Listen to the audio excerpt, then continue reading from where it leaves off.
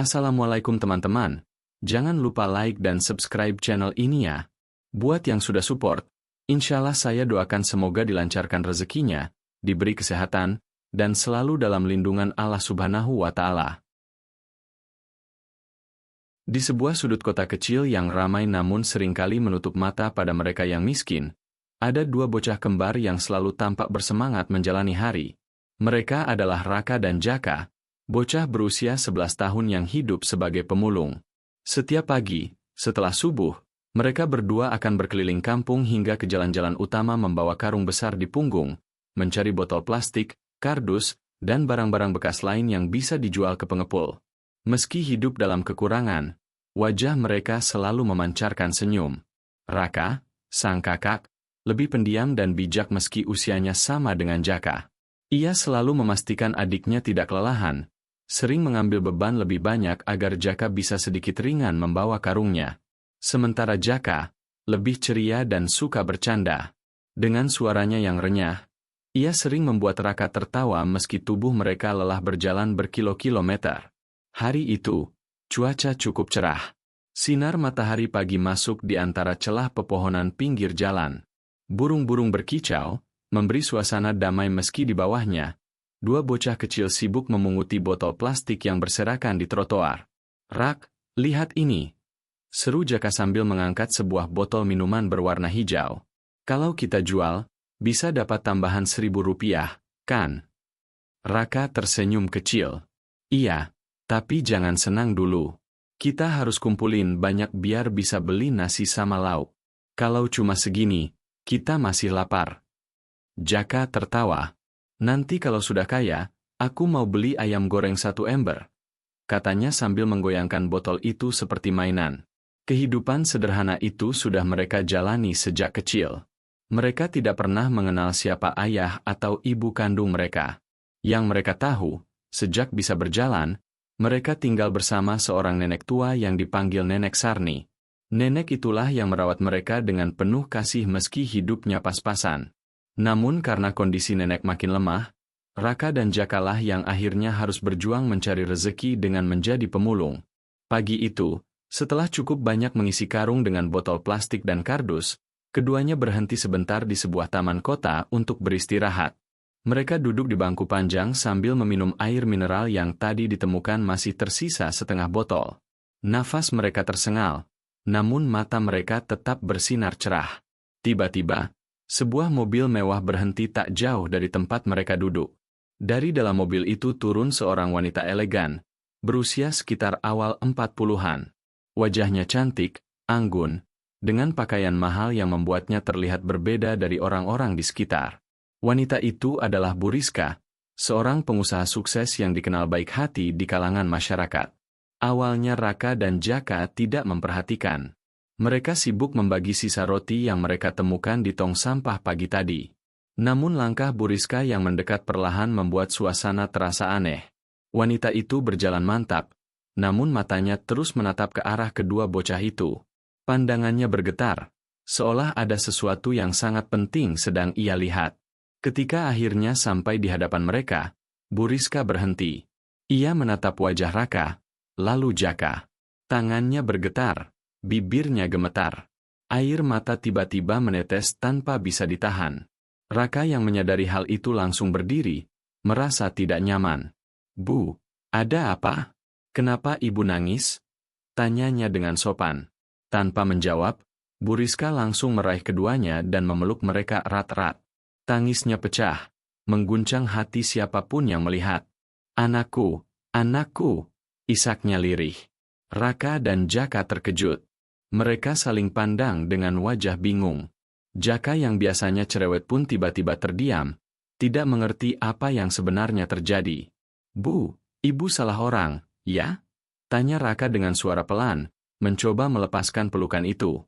Namun semakin keras Raka mencoba menjauh, semakin erat pula Bu Rizka memeluk mereka. Air matanya terus jatuh, membasahi rambut kusam kedua bocah itu. Tangisan itu bukan tangisan biasa, tapi tangisan penuh kerinduan yang dalam, seolah ia telah menemukan sesuatu yang selama ini hilang dalam hidupnya. Orang-orang yang lewat mulai memperhatikan kejadian itu. Beberapa berhenti, Heran melihat seorang wanita kaya menangis sambil memeluk dua bocah pemulung.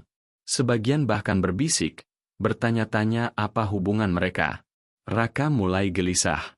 Ia tidak terbiasa menjadi pusat perhatian. Dengan sedikit kasar, ia melepaskan pelukan Bu Rizka. "Ibu, kami bukan siapa-siapa. Kami cuma pemulung. Tolong jangan bikin kami malu," katanya sambil menunduk. Namun Bu Rizka menggeleng kuat-kuat. "Tidak, tidak mungkin aku salah. Kalian adalah anakku," ucapnya tegas dengan suara bergetar. Kata-kata itu membuat dunia seakan berhenti berputar bagi Raka dan Jaka. Mereka saling pandang, tidak percaya dengan apa yang baru saja didengar. Hati kecil mereka bergetar, namun logika sederhana mereka sulit menerima. Bagaimana mungkin seorang wanita kaya bisa menjadi ibu kandung mereka? Suasana damai di pagi itu mendadak berubah menjadi penuh haru. Raka dan Jaka, bocah kembar pemulung yang hanya ingin hidup sederhana, kini tiba-tiba harus berhadapan dengan kenyataan yang sulit dipahami. Mereka tidak tahu apakah harus bahagia atau justru takut. Tangisan Bu Rizka semakin keras, membuat beberapa orang mendekat untuk menenangkan. Namun ia terus berkata dengan suara terbata, "Aku sudah lama mencarimu, aku tidak pernah berhenti berdoa, dan sekarang Tuhan mengabulkannya, kalian kembali padaku." Raka menggenggam tangan Jaka erat-erat. Dalam hatinya, ia bingung sekaligus khawatir. Ada sesuatu yang tidak bisa ia pahami. Kehidupan sederhana yang mereka jalani selama ini mungkin akan berubah selamanya. Hari itu, di bawah sinar matahari pagi yang hangat, sebuah pertemuan yang tak terduga terjadi. Pertemuan yang akan membuka tabir masa lalu, mengguncang hati, sekaligus membawa mereka ke perjalanan panjang penuh air mata, pengorbanan, dan cinta yang tak tergantikan. Dan sejak saat itu, hidup Raka dan Jaka tak akan pernah sama lagi. Suasana di taman kota itu masih penuh ketegangan setelah kejadian tak terduga.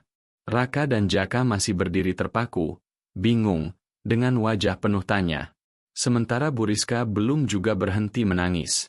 Air matanya terus mengalir deras, meski sudah beberapa kali ia mencoba menghapusnya dengan sapu tangan kecil yang ditarik tergesa dari tasnya. "Anakku, kalian benar-benar anakku," gumamnya lirih, seakan berbicara pada dirinya sendiri. Raka, yang lebih tenang dibanding Jaka, berusaha menjaga jarak. Ia tidak ingin ada yang salah paham, apalagi orang-orang sekitar sudah mulai berkerumun, menatap heran. Ada yang berbisik, ada yang hanya berdiri terpaku. Raka merasa malu. Ia tidak suka diperhatikan seperti itu. Hidupnya selalu berada di balik bayangan, di jalanan, tak pernah menjadi pusat perhatian. "Bu, ibu salah orang. Kami tidak punya ibu kaya," kata Raka pelan namun tegas, mencoba melepaskan genggaman tangan Bu Rizka yang masih erat menahan mereka. Namun justru saat itulah sebuah kalimat keluar dari bibir Bu Rizka, membuat jantung kedua bocah kembar itu berdentum kencang. "Raka, Jaka, anakku." Mendengar namanya disebut, keduanya terkejut. Mereka saling pandang, pupil mata mereka membesar. Bagaimana mungkin wanita asing ini tahu nama mereka? Bukan hanya satu nama, tapi keduanya sekaligus. "Dari mana ibu tahu nama kami?" tanya Jaka cepat, suaranya bergetar. Biasanya ia yang paling cerewet dan suka bercanda, tapi kali ini wajahnya pucat, suaranya seperti orang kehilangan pegangan. Bu Rizka tersenyum dalam tangisnya. "Aku mengenali kalian sejak pertama melihat wajah kalian. Kalian kembar, kalian, persis seperti yang dulu kubayangkan. Dan nama itu kuberikan sendiri saat kalian lahir," ucapnya dengan lirih. Raka makin bingung. "Tidak mungkin. Kami yang kasih nama itu nenek kami, Nenek Sarni. Bukan orang lain." Tangis Bu Rizka pecah lagi, lebih keras dari sebelumnya. "Sarni, jadi benar, kalian memang anakku," katanya lirih, terhuyung lemas, nyaris jatuh jika tidak ditopang sopirnya yang berdiri di dekat mobil. Raka dan Jaka merasa semakin aneh. Nama itu, Sarni, adalah nama orang yang selama ini mereka anggap sebagai nenek kandung mereka. Wanita tua renta yang membesarkan mereka dengan kasih sayang, meski dalam keterbatasan. Bagaimana mungkin Bu Rizka tahu namanya? Jaka menarik lengan kakaknya. "Rak, ini aneh. Kok bisa ibu ini tahu nama kita sama nama nenek? Bisiknya, suaranya lirih, hampir tak terdengar. Raka mengangguk. Ia juga merasakan keganjilan besar. Tapi dalam hati kecilnya, ada bagian yang berusaha menolak. Ia takut berharap terlalu jauh. Ia takut kalau semua ini hanya kebetulan, lalu berakhir mengecewakan. Bu Rizka menatap mereka penuh harap. Aku mohon, jangan pergi dulu. Biarkan aku bicara. Aku tahu kalian bingung, tapi dengarkan aku sekali saja. Setelah itu, kalau kalian masih ingin pergi, aku takkan menahan. Kata-kata itu membuat Raka sedikit melunak. Ia tahu wanita ini tidak terlihat jahat. Justru sebaliknya, wajahnya penuh kasih sayang. Tapi ia tetap waspada. Kehidupan jalanan mengajarinya untuk tidak mudah percaya pada siapapun. Mereka bertiga akhirnya duduk kembali di bangku taman. Suasana sekitar sudah sedikit tenang. Orang-orang yang tadi berkerumun mulai bubar, meski ada beberapa yang masih melirik-lirik penasaran. Dengan suara bergetar, Bu Rizka mulai bercerita.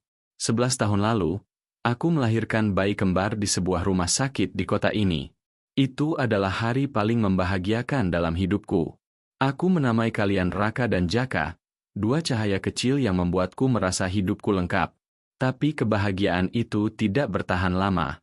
Malam itu, rumah sakit mengalami kebakaran besar. Semua orang panik, semua pasien harus dievakuasi. Dalam kekacauan itu, aku kehilangan kalian. Tangannya bergetar hebat. Air matanya kembali jatuh. Aku mencari kalian. Aku menanyakan ke semua perawat, semua dokter. Tapi tak ada yang tahu.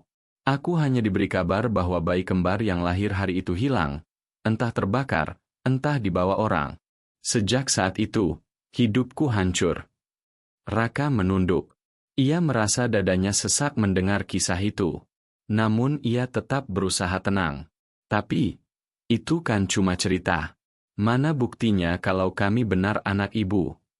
Pertanyaan itu menusuk Bu Rizka. Ia tahu, dua bocah ini sudah lama terbiasa hidup keras. Mereka tidak mudah percaya. Ia mengangguk pelan. Kau benar, Nak. Kalian tidak harus percaya begitu saja. Tapi lihatlah wajahku. Tatap baik-baik. Apa kalian tidak merasakan sesuatu? Raka dan Jaka menatapnya, tanpa sadar. Ada sesuatu dalam tatapan mata Bu Rizka yang terasa hangat, familiar, meski samar. Raka cepat-cepat mengalihkan pandangan, menolak perasaan itu. Namun Jaka, yang lebih perasa, tidak bisa membohongi hatinya. Ia merasakan sesuatu bergetar di dalam dirinya. Seperti potongan puzzle kecil yang mulai menemukan pasangannya. Aku nggak tahu kenapa, Rak, tapi aku merasa aneh. Kayak aku pernah lihat mata ini sebelumnya, kata Jaka pelan, menatap kakaknya. Raka menghela napas panjang. Jangan gampang percaya, Jak. Kita sudah cukup sering dibohongi orang. Bu Rizka meraih tangan keduanya. Aku tidak akan pernah membohongi kalian. Kalau kalian mau, aku akan ceritakan semua. Bahkan aku bisa tunjukkan tempatku tinggal. Aku akan buktikan. Namun justru kata-kata itu membuat Raka kembali mundur. Ibu jangan ganggu hidup kami. Kami sudah punya Nenek Sarni. Kami sudah cukup bahagia. Kami tidak butuh orang lain datang tiba-tiba mengaku ibu. Bu Rizka terdiam. Hatinya terasa tertusuk. Kata-kata Raka seperti pisau yang menggores luka lama yang belum sembuh. Tapi ia tahu, anak-anak itu tidak salah. Mereka hanya bingung, terluka, dan takut. Ia menarik napas panjang, lalu berkata dengan suara lirih, Aku mengerti. Aku tidak akan memaksa. Tapi izinkan aku bertemu kalian lagi. Aku akan datang kapanpun kalian mau. Aku hanya ingin menebus waktu yang hilang. Tolong beri aku kesempatan. Raka menatapnya dingin, namun tidak menjawab. Sementara Jaka menunduk, bingung dengan perasaannya sendiri. Hari itu berakhir dengan kebingungan. Raka dan Jaka pulang membawa karung berisi botol plastik. Namun hati mereka dipenuhi pertanyaan yang tak terjawab. Sementara Bu Rizka pulang ke rumah mewahnya dengan mata bengkak karena terlalu banyak menangis, tapi di dalam hatinya, ia yakin sekali, bahwa ia telah menemukan dua anaknya yang hilang. Dan sejak hari itu, hidup ketiganya mulai berubah. Air mata yang jatuh di taman kota itu menjadi awal dari perjalanan panjang penuh cinta, luka, dan harapan yang akan mengguncang hati mereka satu persatu. Malam itu udara di kampung kumuh tempat Raka dan Jaka tinggal terasa lembab. Hujan baru saja reda, menyisakan bau tanah basah yang khas. Lampu jalanan berkelap-kelip, sebagian mati, sebagian redup. Di rumah gubuk kecil yang hampir roboh, Raka dan Jaka duduk beralaskan tikar lusuh bersama Nenek Sarni. Mereka baru saja makan malam seadanya, nasi putih dengan garam dan sedikit sambal. Namun pikiran keduanya tidak sepenuhnya tenang. Bayangan kejadian pagi tadi di taman kota masih terus menghantui mereka. Wajah Bu Rizka, air matanya, pelukannya yang erat, dan terutama caranya menyebut nama mereka serta nama Nenek Sarni, semuanya terasa janggal. Jaka yang biasanya riang kini tampak murung. Ia bersandar di bahu kakaknya, menatap atap bocor di atas mereka. "Rak," bisiknya, "apa menurutmu ibu itu benar-benar kenal sama kita?" Raka terdiam sejenak. Ia ingin menjawab cepat dengan kata, "Tidak," tapi hatinya sendiri ragu. "Aku nggak tahu, Jak. Tapi kita jangan gampang percaya. Kita nggak kenal dia. Tiba-tiba datang nangis bilang dia ibu kita. Bisa aja itu cuma kebetulan.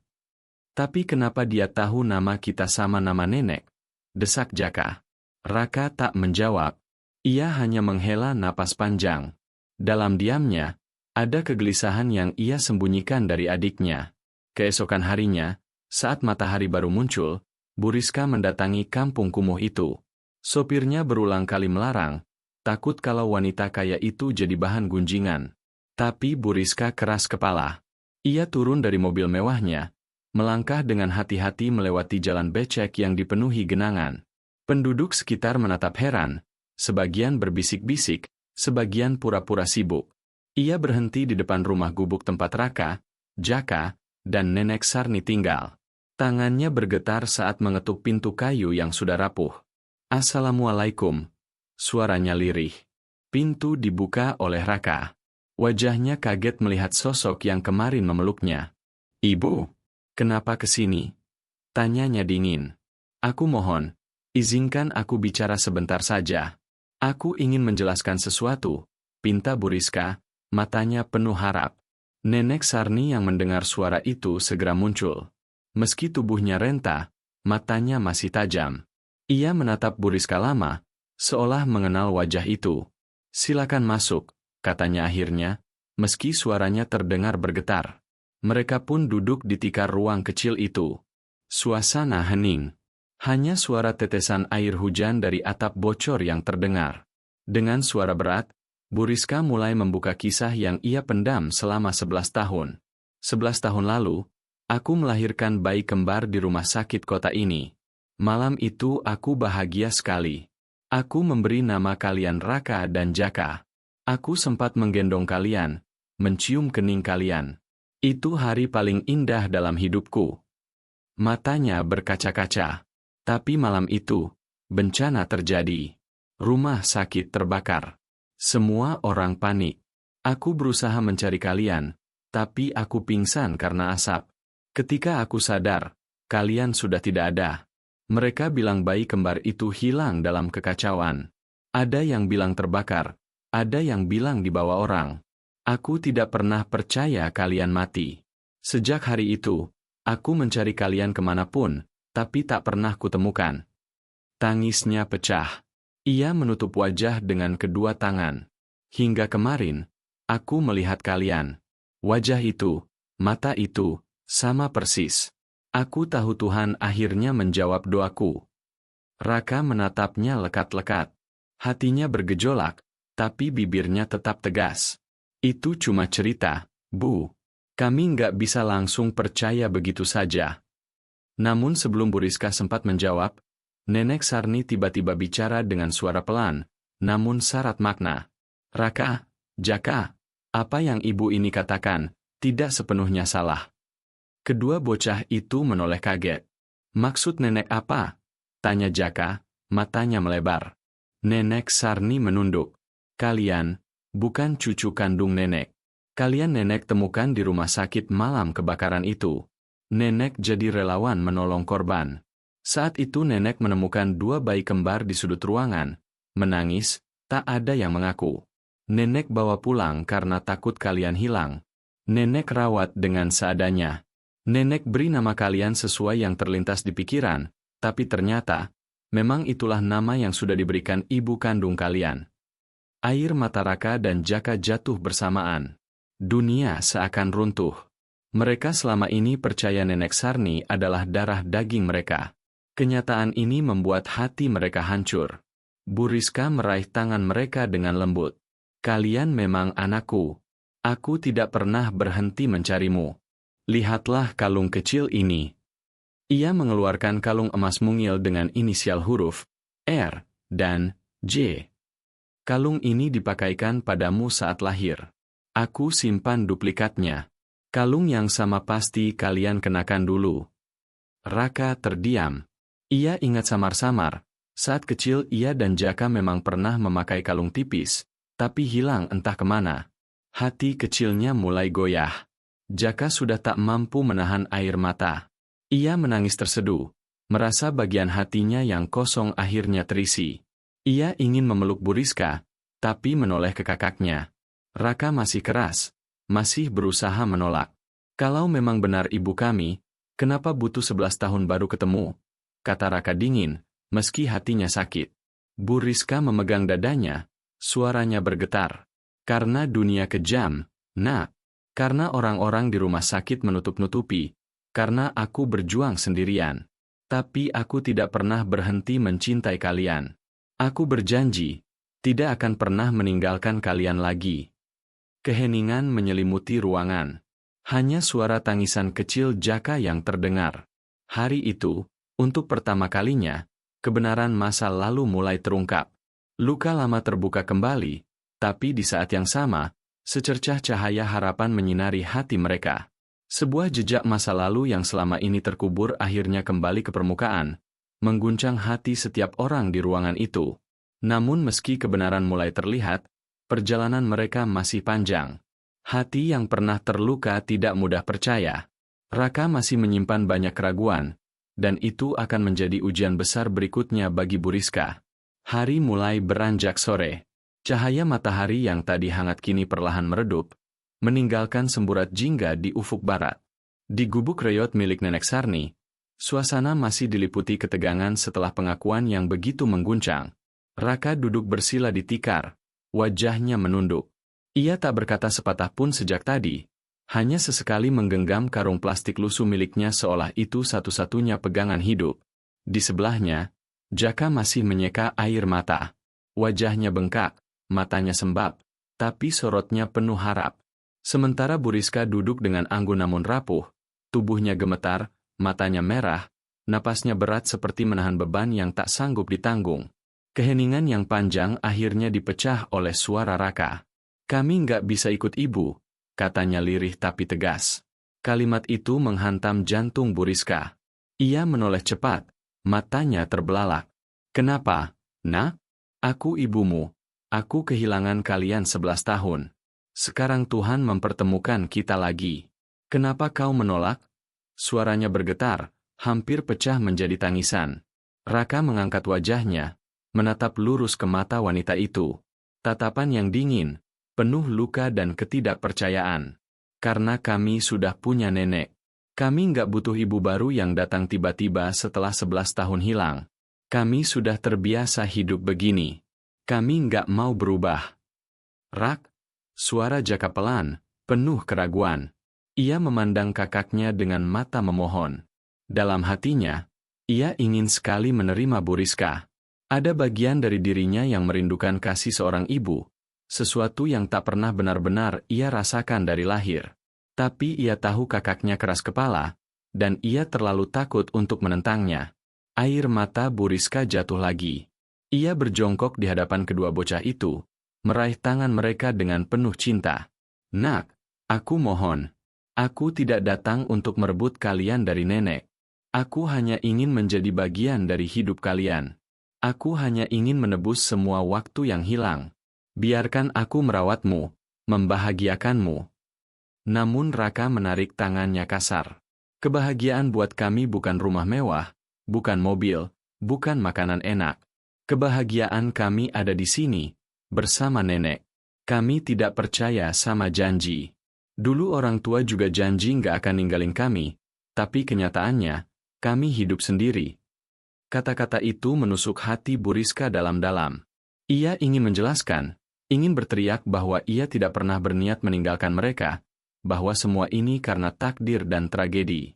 Tapi lidahnya keluh. Luka lama yang membekas di hati anaknya terlalu dalam untuk disembuhkan dengan kata-kata. Nenek Sarni yang sejak tadi diam akhirnya angkat bicara. Raka, Jaka, jangan keras kepala. Dengar dulu baik-baik. Apapun yang kalian rasakan, ibu kalian ini tidak salah. Dia sudah kehilangan kalian sejak lahir. Kalian berhak tahu siapa ibu kandung kalian. Tapi Raka menggeleng kuat-kuat. Nek, kami nggak mau. Kalau kami ikut dia, nanti gimana kalau dia ninggalin lagi? Gimana kalau dia bosen sama kita? Nenek yang rawat kami waktu kecil, bukan dia. Buat kami, nenek lebih dari sekadar ibu. Suasana menjadi semakin berat. Jaka menunduk, tubuhnya bergetar. Ia terjebak di antara dua dunia, dunia sederhana penuh keterbatasan bersama kakaknya dan nenek, atau dunia baru penuh harapan bersama wanita yang mengaku ibunya. Bu Rizka meraih wajah Jaka, mengangkat dagunya perlahan. Nak, kau percaya padaku, kan? Kau bisa merasakannya. Aku ibu yang melahirkanmu. Jaka menahan napas, lalu mengangguk samar. Aku percaya, Bu. Tapi, ia melirik Raka, wajahnya penuh ketakutan. Aku nggak bisa ninggalin kakak. Kami kembar. Kami nggak pernah berpisah. Kalau kakak nolak, aku juga nolak. Kalimat itu membuat Bu Rizka semakin hancur. Air matanya tak terbendung lagi. Ya Allah, ia berbisik lirih, memeluk Jaka meski anak itu tidak membalas pelukan. Kenapa ini begitu sulit?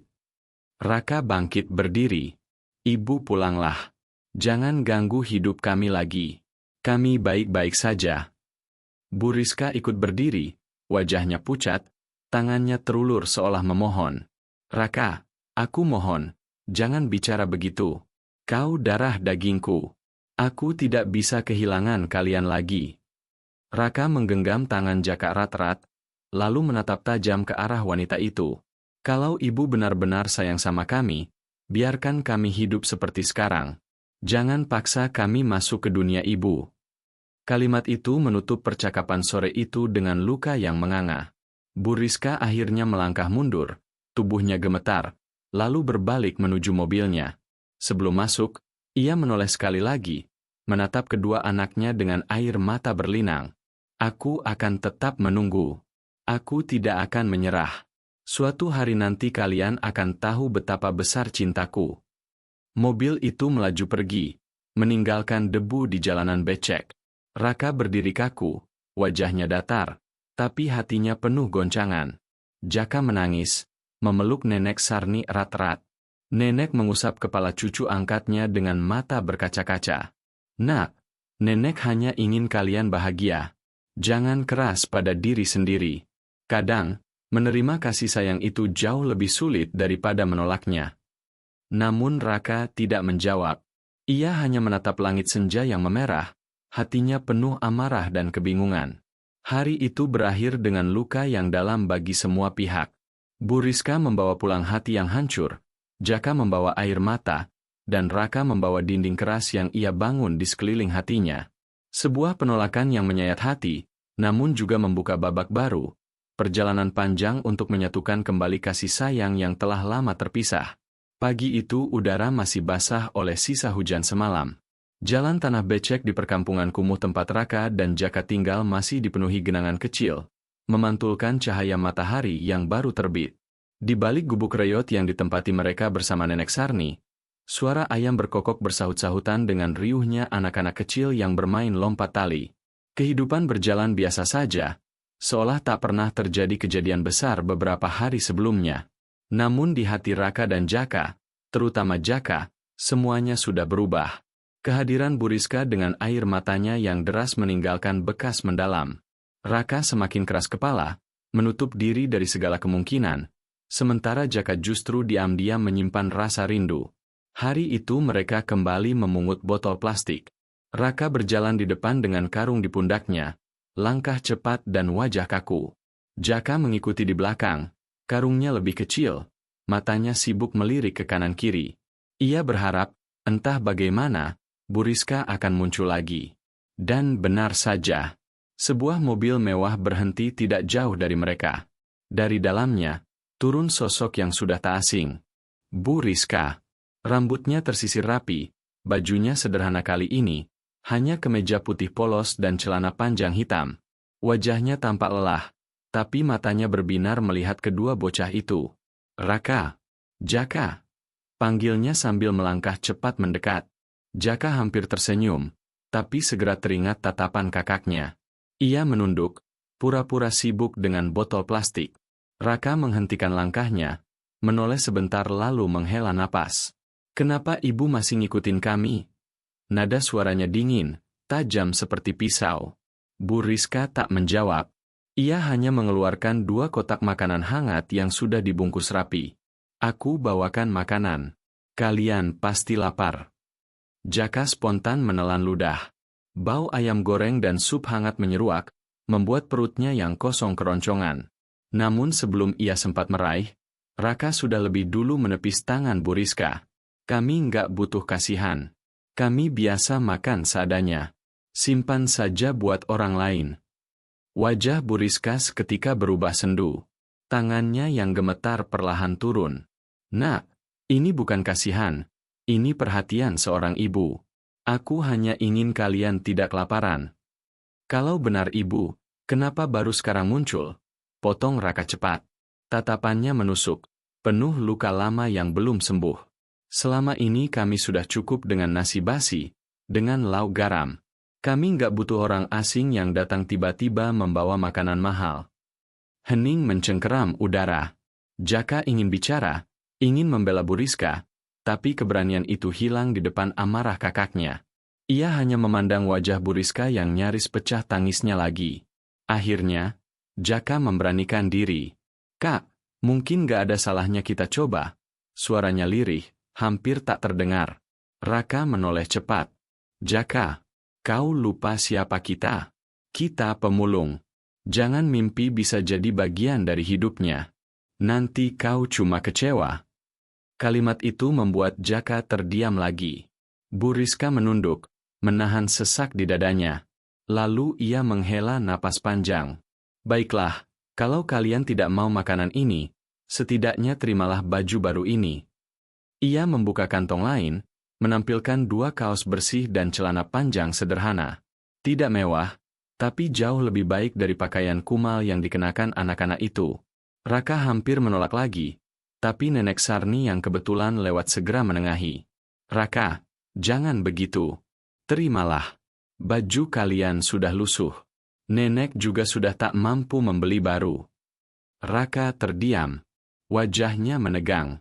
Ia ingin menolak, tapi ia juga tak kuasa membantah nenek. Akhirnya ia diam saja, membiarkan Buriska meletakkan baju itu di atas karung. Ada secercah kebahagiaan di wajah Buriska, meski tipis. Ia tahu, dinding yang dibangun anak-anaknya begitu tebal, tapi ia percaya sedikit demi sedikit bisa ia runtuhkan. Malam itu, Jaka diam-diam mencoba mengenakan kaos baru itu. Ia menatap bayangannya di kaca kecil retak yang tergantung di dinding gubuk. Senyum kecil muncul di wajahnya. "Kak, lihat deh, enak dipakai," ujarnya pelan. Namun Raka hanya menoleh sekilas. "Kalau kau suka, pakai saja. Aku nggak mau." Ia tetap mengenakan baju lamanya yang sobek di beberapa bagian. Jaka menghela napas, kembali menunduk. Ia tahu kakaknya keras kepala, tapi hatinya mulai goyah. Ada rasa hangat setiap kali Buriska datang, meski kehangatan itu selalu dipadamkan oleh dinginnya sikap Raka. Hari-hari berikutnya, Buriska tetap datang. Kadang ia membawa makanan, kadang baju, kadang hanya senyuman dan pelukan yang hampir selalu ditolak. Ia mencoba mengajak mereka bicara, menanyakan apa yang mereka suka, mendengarkan cerita kecil mereka. Jaka pelan-pelan mulai terbuka. Ia mulai bercerita tentang sekolah yang tak pernah bisa ia ikuti, tentang cita-citanya ingin jadi sopir bus supaya bisa jalan-jalan keluar kota. Bu Rizka mendengarkan dengan mata berbinar, menahan tangis karena baru tahu begitu banyak hal tentang anaknya sendiri. Namun setiap kali suasana hampir mencair, Raka selalu hadir dengan dingin. Ia menjawab singkat, mengalihkan topik, atau bahkan pergi begitu saja. Kehangatan yang coba dibangun Bu Rizka selalu pudar di hadapan penolakan anak sulungnya itu. Suatu sore, saat hujan deras mengguyur, Bu Rizka datang lagi membawa payung besar. Ia melihat Raka dan Jaka berteduh di bawah pohon sambil menggigil kedinginan. Dengan cepat ia menyelimuti mereka dengan jaket tebal. "Jangan sakit, nak. Kalian berharga bagiku," ucapnya penuh kasih. Jaka tersenyum kecil, hampir menitikkan air mata. Tapi Raka melepaskan jaket itu, melempar ke tanah. "Kami sudah biasa hujan-hujanan. Jangan sok peduli." Suara Raka meninggi, menusuk jantung Bu Rizka. Wajahnya pucat, tubuhnya gemetar. Ia memungut kembali jaket itu dengan tangan bergetar, lalu memeluknya erat seolah memeluk anaknya sendiri. "Kenapa kau begitu membenciku, nak?" tanyanya lirih, nyaris tak terdengar. Raka menunduk, bahunya kaku. "Karena aku takut. Takut kalau nanti ibu ninggalin kami lagi. Lebih baik nggak punya harapan daripada punya harapan lalu hancur." Tangis Bu Rizka pecah. Ia meraih bahu Raka, memaksa menatap matanya.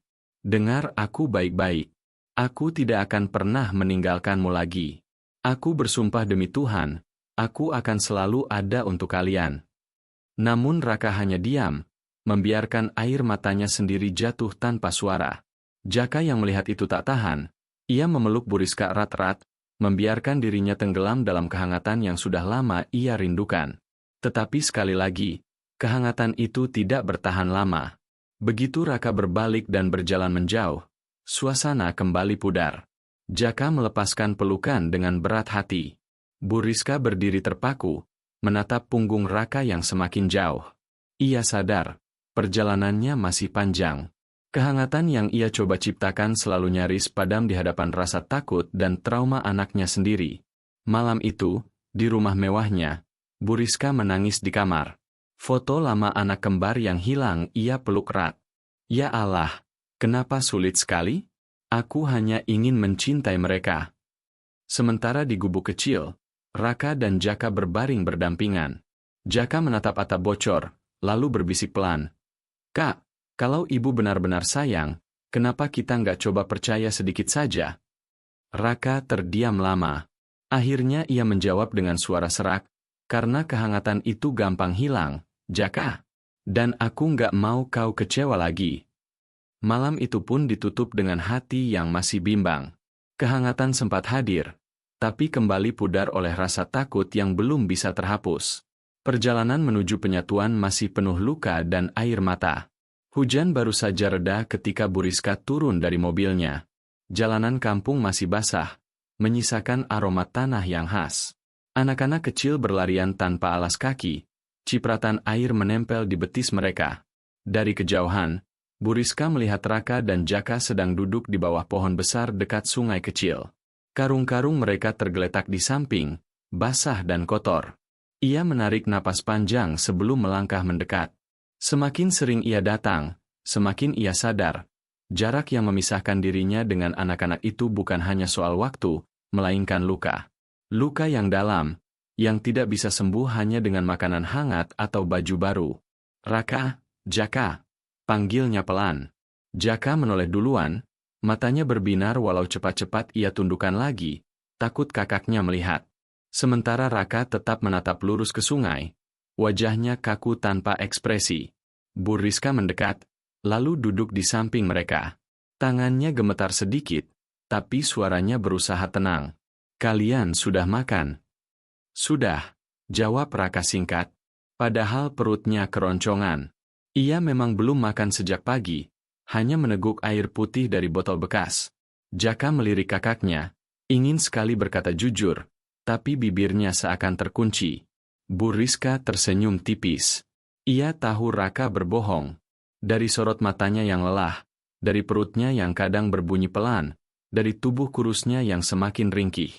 Hati Bu Rizka serasa diremas, tapi ia tak ingin mempermalukan anaknya sendiri. Aku bawa roti dan susu, katanya sambil membuka tas. Ia mengeluarkan 2 bungkus roti coklat dan sebotol susu. Kalau lapar, makanlah. Ibu tidak akan memaksa. Ia meletakkannya begitu saja di dekat mereka, lalu memandang sungai. Jaka menelan ludah. Aromanya saja sudah membuat perutnya semakin protes. Ia menoleh ke Raka, menunggu restu. Namun Raka hanya diam, menatap kosong. Akhirnya, dengan ragu, Jaka mengambil sepotong roti. Bu Rizka tersenyum, air matanya hampir jatuh. Melihat Jaka menggigit roti dengan lahap adalah kebahagiaan sederhana yang tak pernah ia bayangkan. Namun Raka tetap tidak bergeming. Bahkan ketika Jaka menawarinya, ia menolak dengan kasar. Aku bilang sudah makan. Keheningan kembali menyelimuti. Hanya suara sungai yang mengalir, disertai desahan napas berat Bu Rizka yang berusaha menahan tangis. Beberapa menit berlalu sebelum akhirnya Bu Rizka memberanikan diri membuka pembicaraan. Nak, aku tahu kalian pernah terluka. Aku bisa merasakannya. Tapi bisakah kalian ceritakan pada ibu? Aku ingin tahu, apa yang sudah kalian lalui selama ini. Raka menoleh cepat, tatapannya tajam. Untuk apa? Supaya ibu merasa bersalah? Supaya ibu bisa bilang, kasihan sekali anakku. Kami nggak butuh simpati. Jaka menunduk, menggenggam roti erat-erat. Ia tahu kakaknya salah paham. Ia tahu Bu Rizka tulus ingin mendengar. Tapi rasa takutnya lebih besar dari keberaniannya untuk membantah. Bu Rizka menarik napas panjang. Tidak, Nak. Aku tidak ingin kasihan. Aku hanya ingin mengenal kalian lebih dalam. Selama 11 tahun aku kehilangan, aku tidak tahu apa-apa tentang hidup kalian. Aku ingin tahu semua, meski itu menyakitkan. Raka tertawa sinis. Menyakitkan? Ibu nggak akan sanggup mendengar. Biarkan aku mencoba, jawab Bu Rizka lirih. Hening sesaat. Lalu Jaka, dengan suara pelan, mulai bercerita. Dulu waktu kecil, kami sering kelaparan. Kalau nenek nggak punya uang, kami cuma makan nasi basi dikasih garam. Kadang cuma minum air putih biar kenyang. Bu Rizka menutup mulutnya, menahan tangis. Dadanya sesak membayangkan kedua anak kecilnya menahan lapar seperti itu. Pernah juga, lanjut Jaka, kami diejek anak-anak lain. Dibilang anak sampah. Kadang mereka lempar batu waktu kami lagi nyari botol plastik. Kak Raka selalu lindungin aku. Dia yang maju, dia yang kena pukul. Aku sembunyi di belakang. Bu Rizka menatap Raka dengan mata penuh air. Anak yang keras kepala itu ternyata sudah lama menjadi perisai adiknya. Namun Raka buru-buru memotong. Jaka, jangan cerita. Suaranya tinggi, membuat Jaka terdiam ketakutan. Raka berdiri, wajahnya memerah. Kenapa sih ibu maksa dengar semua ini? Mau tahu betapa sengsaranya hidup kami? Mau tambah rasa bersalah? Terlambat. Luka kami udah ada sejak lama, dan itu nggak akan hilang meski ibu nangis 1000 kali. Kata-kata itu menusuk hati Bu Rizka. Tapi ia tetap duduk, mencoba tenang. Aku tidak ingin menambah luka kalian, Nak. Aku hanya ingin mengobatinya. Obatnya nggak ada, bentak Raka, lalu berlari meninggalkan tempat itu. Jaka ingin mengejar, tapi Bu Rizka menahannya. Biarkan dia. Dia butuh waktu. Jaka menatap Bu Rizka, matanya berkaca-kaca.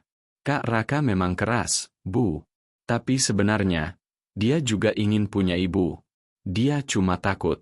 Dia pernah bilang sama aku, lebih baik nggak berharap apa-apa daripada berharap lalu ditinggal lagi. Air mata Bu Rizka akhirnya jatuh. Ia memeluk Jaka erat-erat, menangis di bahunya. Anakku, maafkan ibu. Maafkan ibu karena tidak ada di saat kalian paling butuh. Aku janji, kali ini aku tidak akan pergi lagi. Hari-hari berikutnya, Bu Rizka mencoba lebih sabar. Ia tidak lagi memaksa. Ia hanya hadir, sekadar menemani mereka memulung, duduk bersama di bawah pohon, atau berjalan menyusuri jalanan kampung. Ia ingin membuktikan bahwa cintanya tidak hanya hadir dalam bentuk harta, tapi juga dalam kesediaan untuk merasakan pahit getir kehidupan mereka. Pelan-pelan, Jaka mulai lebih terbuka. Ia sering bercerita tentang mimpi kecilnya, tentang rasa iri melihat anak-anak sekolah dengan seragam rapi. Kadang ia bercerita sambil tersenyum, kadang sambil menahan tangis. Dan setiap kali itu terjadi, Buriska selalu mendengarkan dengan penuh perhatian. Sementara Raka, ia tetap keras, tetap dingin. Tapi di balik tatapan tajamnya, ada retakan kecil. Ia sering mencuri pandang, melihat bagaimana Buriska mengelus rambut Jaka dengan penuh kasih. Bagaimana wanita itu rela duduk di tanah becek hanya untuk menemani mereka. Sesuatu dalam hatinya mulai goyah, meski ia mati-matian menyangkal. Malam itu, ketika Raka dan Jaka berbaring di gubuk, Jaka berbisik, "Kak, ibu kelihatannya tulus. Mungkin kita bisa kasih dia kesempatan." Raka terdiam lama. Ia menatap atap bocor, mendengarkan suara hujan menetes. Akhirnya ia berkata pelan, "Aku nggak tahu, Jaka. Aku takut kalau semua ini cuma sementara." "Kalau nggak kita coba, kita nggak akan tahu," balas Jaka lirih. Raka memejamkan mata. Di balik ketegarannya, luka lama masih berdarah. Luka yang tersembunyi, yang hanya bisa sembuh jika ia berani membuka hati. Tapi malam itu, ia memilih diam. Dan Buriska, di rumahnya yang luas, berdoa dalam tangis. "Ya Allah, sembuhkan luka anak-anakku. Beri aku kesempatan untuk menebus semua yang hilang." Perjalanan mereka masih panjang. Luka yang tersembunyi perlahan mulai terungkap, dan itu menjadi langkah awal menuju penyembuhan yang lebih besar. Hari itu matahari bersinar lebih hangat dari biasanya. Awan putih tipis berarak di langit biru, menebarkan cahaya yang membuat kampung miskin di pinggiran kota terasa sedikit lebih cerah. Raka dan Jaka berjalan seperti biasa dengan karung di pundak, kaki mereka kotor oleh tanah, namun wajah Jaka tampak lebih segar. Sejak Buriska mulai sering datang, ada sesuatu dalam dirinya yang berubah. Meski ia masih harus menahan diri di depan kakaknya, dalam hatinya ia menyimpan rasa hangat yang tak bisa ia pungkiri. Sementara Raka, meski bibirnya tetap keras, diam-diam hatinya mulai rapuh. Ia sering berpikir tentang wanita itu di malam hari, membayangkan senyum dan tangisnya, tapi setiap kali bayangan itu datang, ia buru-buru mengusirnya. Ia tidak mau memberi ruang pada harapan, karena ia tahu betul betapa sakitnya jika harapan itu hancur. Pagi itu, saat mereka baru saja selesai memulung di pasar, sebuah mobil berhenti di ujung jalan. Raka menghela napas panjang, sudah bisa menebak siapa yang keluar. Dan benar saja, Buriska turun dengan senyum lebar. Kali ini mengenakan dres sederhana berwarna biru muda dan topi lebar untuk melindungi diri dari matahari. "Raka, Jaka," panggilnya dengan suara riang. "Aku punya kejutan untuk kalian hari ini." Jaka langsung menoleh, matanya berbinar. "Apa itu, Bu?" tanyanya penuh antusias sebelum buru-buru menutup mulut, takut kakaknya marah. Raka mendengus. "Kejutan apa lagi? Bawa makanan? Baju? Atau dongeng sedih supaya kami kasihan?" Buriska tidak tersinggung. Ia tersenyum sabar, lalu berkata pelan, "Tidak, Nak. Hari ini aku ingin mengajak kalian jalan-jalan. Kalau kalian mau, ikutlah denganku. Hanya sebentar saja." Raka langsung menolak. "Kami sibuk. Harus cari botol plastik." Namun Jaka menatap kakaknya dengan mata penuh harap. "Kak, cuma sebentar, kan? Lagian, kita juga capek." Raka menatap adiknya lama. Ia ingin menolak mentah-mentah, tapi sorot mata Jaka memohon begitu dalam. Akhirnya, dengan berat hati, ia mengangguk setengah hati. "Baiklah, tapi hanya sebentar." Mata Jaka berbinar gembira, sementara Buriska hampir menitikkan air mata. Ia segera menggandeng tangan mereka, meski Raka menepisnya dengan kasar. Namun ia tidak marah, ia hanya tersenyum dan berjalan di depan. Perjalanan singkat itu membawa mereka ke sebuah rumah besar bercat putih yang berdiri megah di kawasan elit kota. Gerbang besi tinggi terbuka perlahan, memperlihatkan halaman luas dengan rumput hijau yang terawat rapi. Jaka ternganga, takjub melihat betapa indahnya tempat itu. Sementara Raka berdiri kaku, matanya berkeliling penuh curiga. "Selamat datang di rumah kita," ucap Buriska pelan, suaranya bergetar menahan haru. "Rumah siapa?" potong Raka cepat. "Rumah kita," ulang Buriska dengan senyum. "Rumah keluarga kita." Jaka menelan ludah. Ia ingin berlari masuk, tapi menahan diri karena tatapan kakaknya. Buriska menyentuh bahunya lembut. "Masuklah." "Tidak apa-apa." Akhirnya, mereka melangkah masuk. Begitu pintu utama dibuka, aroma harum ruangan menyambut. Lantai marmer mengilap, lampu gantung kristal berkilauan, dan sofa empuk tersusun rapi di ruang tamu yang luas. Jaka mendekat, tangannya meraba permukaan sofa, matanya berbinar tak percaya. "Bu, ini seperti istana," katanya lirih. Buriska tersenyum, menahan tangis bahagia. "Kalau kalian mau, ini semua milik kalian juga. Aku tidak pernah merasa rumah ini lengkap tanpa kalian." Raka hanya berdiri di sudut, tangannya terlipat di dada. "Tempat besar, tapi dingin. Gubuk kami lebih hangat." Buriska menatapnya penuh kesedihan. Ia tahu, butuh waktu lama untuk meruntuhkan dinding itu. Seorang pembantu masuk membawa nampan berisi makanan. Ada ayam goreng renyah, sup hangat, nasi putih, dan jus segar. Bau harum memenuhi ruangan, membuat perut Jaka langsung berkeroncong. "Makanlah," ajak Buriska lembut. "Ibu ingin kalian mencicipinya." Jaka menoleh ke kakaknya, ragu. Raka menghela napas keras, lalu duduk dengan wajah masam. "Baiklah, tapi jangan harap aku berterima kasih." Buriska hanya tersenyum, lalu menuangkan nasi ke piring mereka.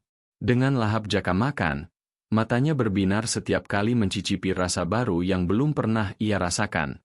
Raka pun akhirnya ikut makan, meski dengan wajah tetap dingin. Dalam hatinya, ia harus mengakui makanan itu sangat enak, tapi ia menolak menunjukkannya. Setelah makan, Buriska mengajak mereka ke halaman belakang. Ada taman luas dengan ayunan, kolam ikan, dan pohon rindang. Jaka langsung berlari ke ayunan, tertawa lepas seperti anak kecil yang akhirnya merasakan dunia yang selama ini hanya ada di mimpinya. Raka berdiri di tepi kolam, menatap ikan-ikan berwarna yang berenang.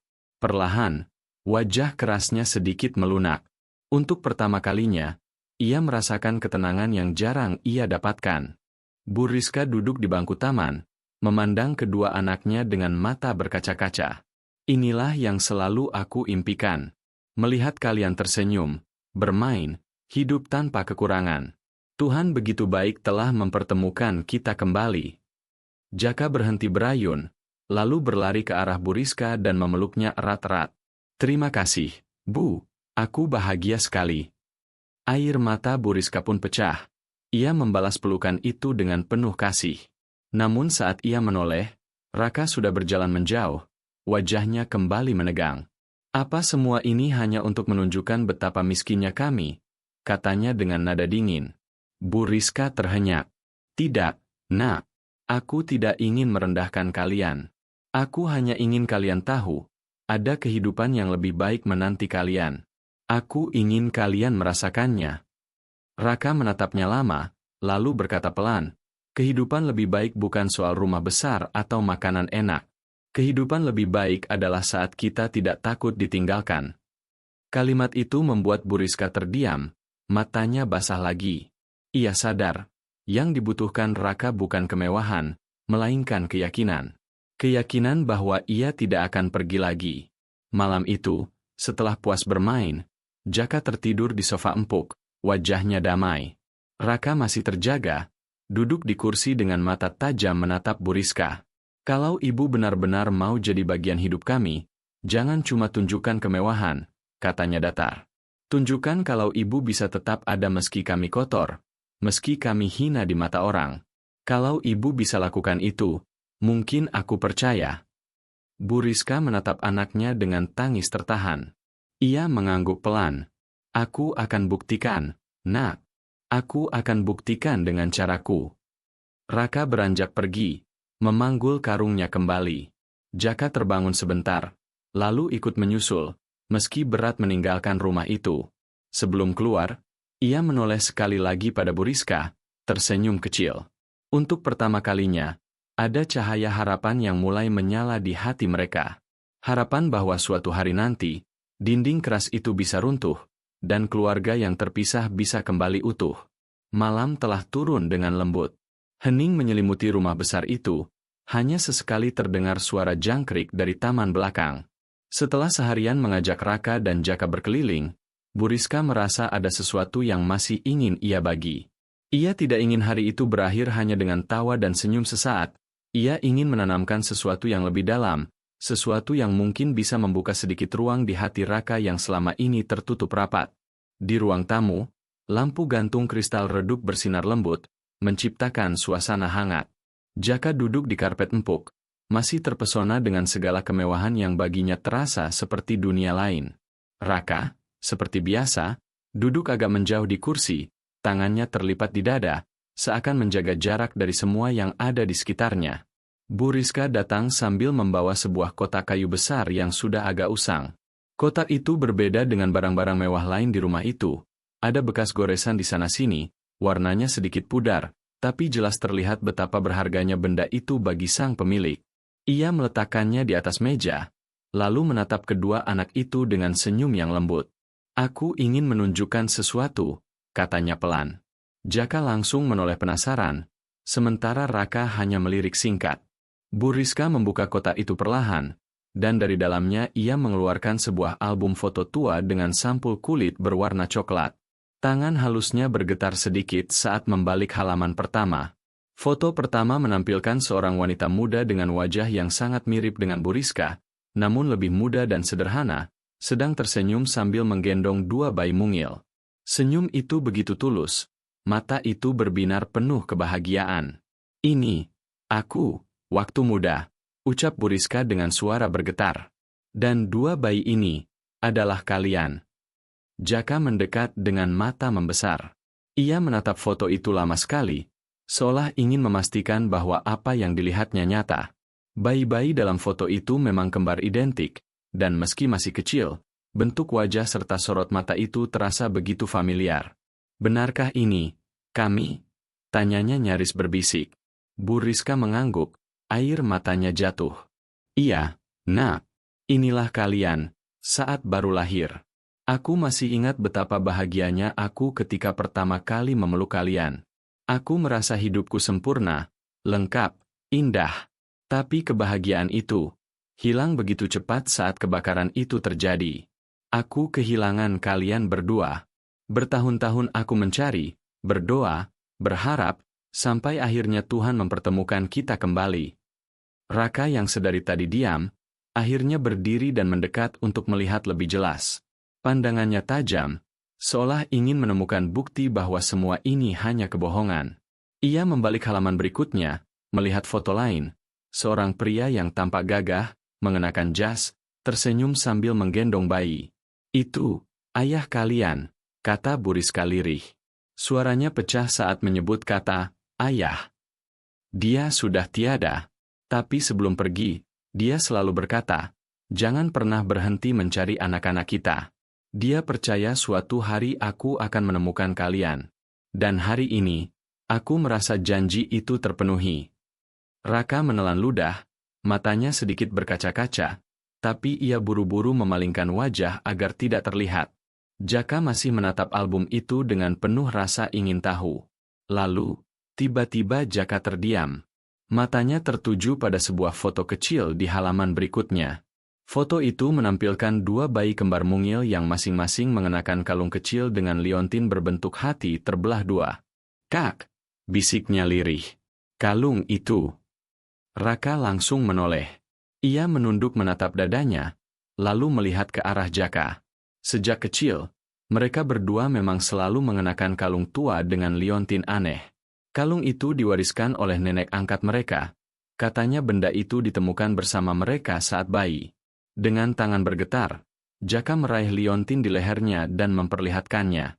Bentuknya setengah hati dengan ukiran halus di tepi. Raka pun membuka kaosnya sedikit, memperlihatkan liontin yang sama, hanya bagian satunya lagi. Bu Rizka menutup mulutnya, tangisnya pecah tak tertahankan. Ya Tuhan, itu benar-benar kalung kalian. Aku yang menaruhnya di leher kalian saat bayi.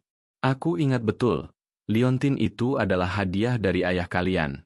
Dia bilang, selama kalian punya kalung itu, kalian akan selalu saling terhubung.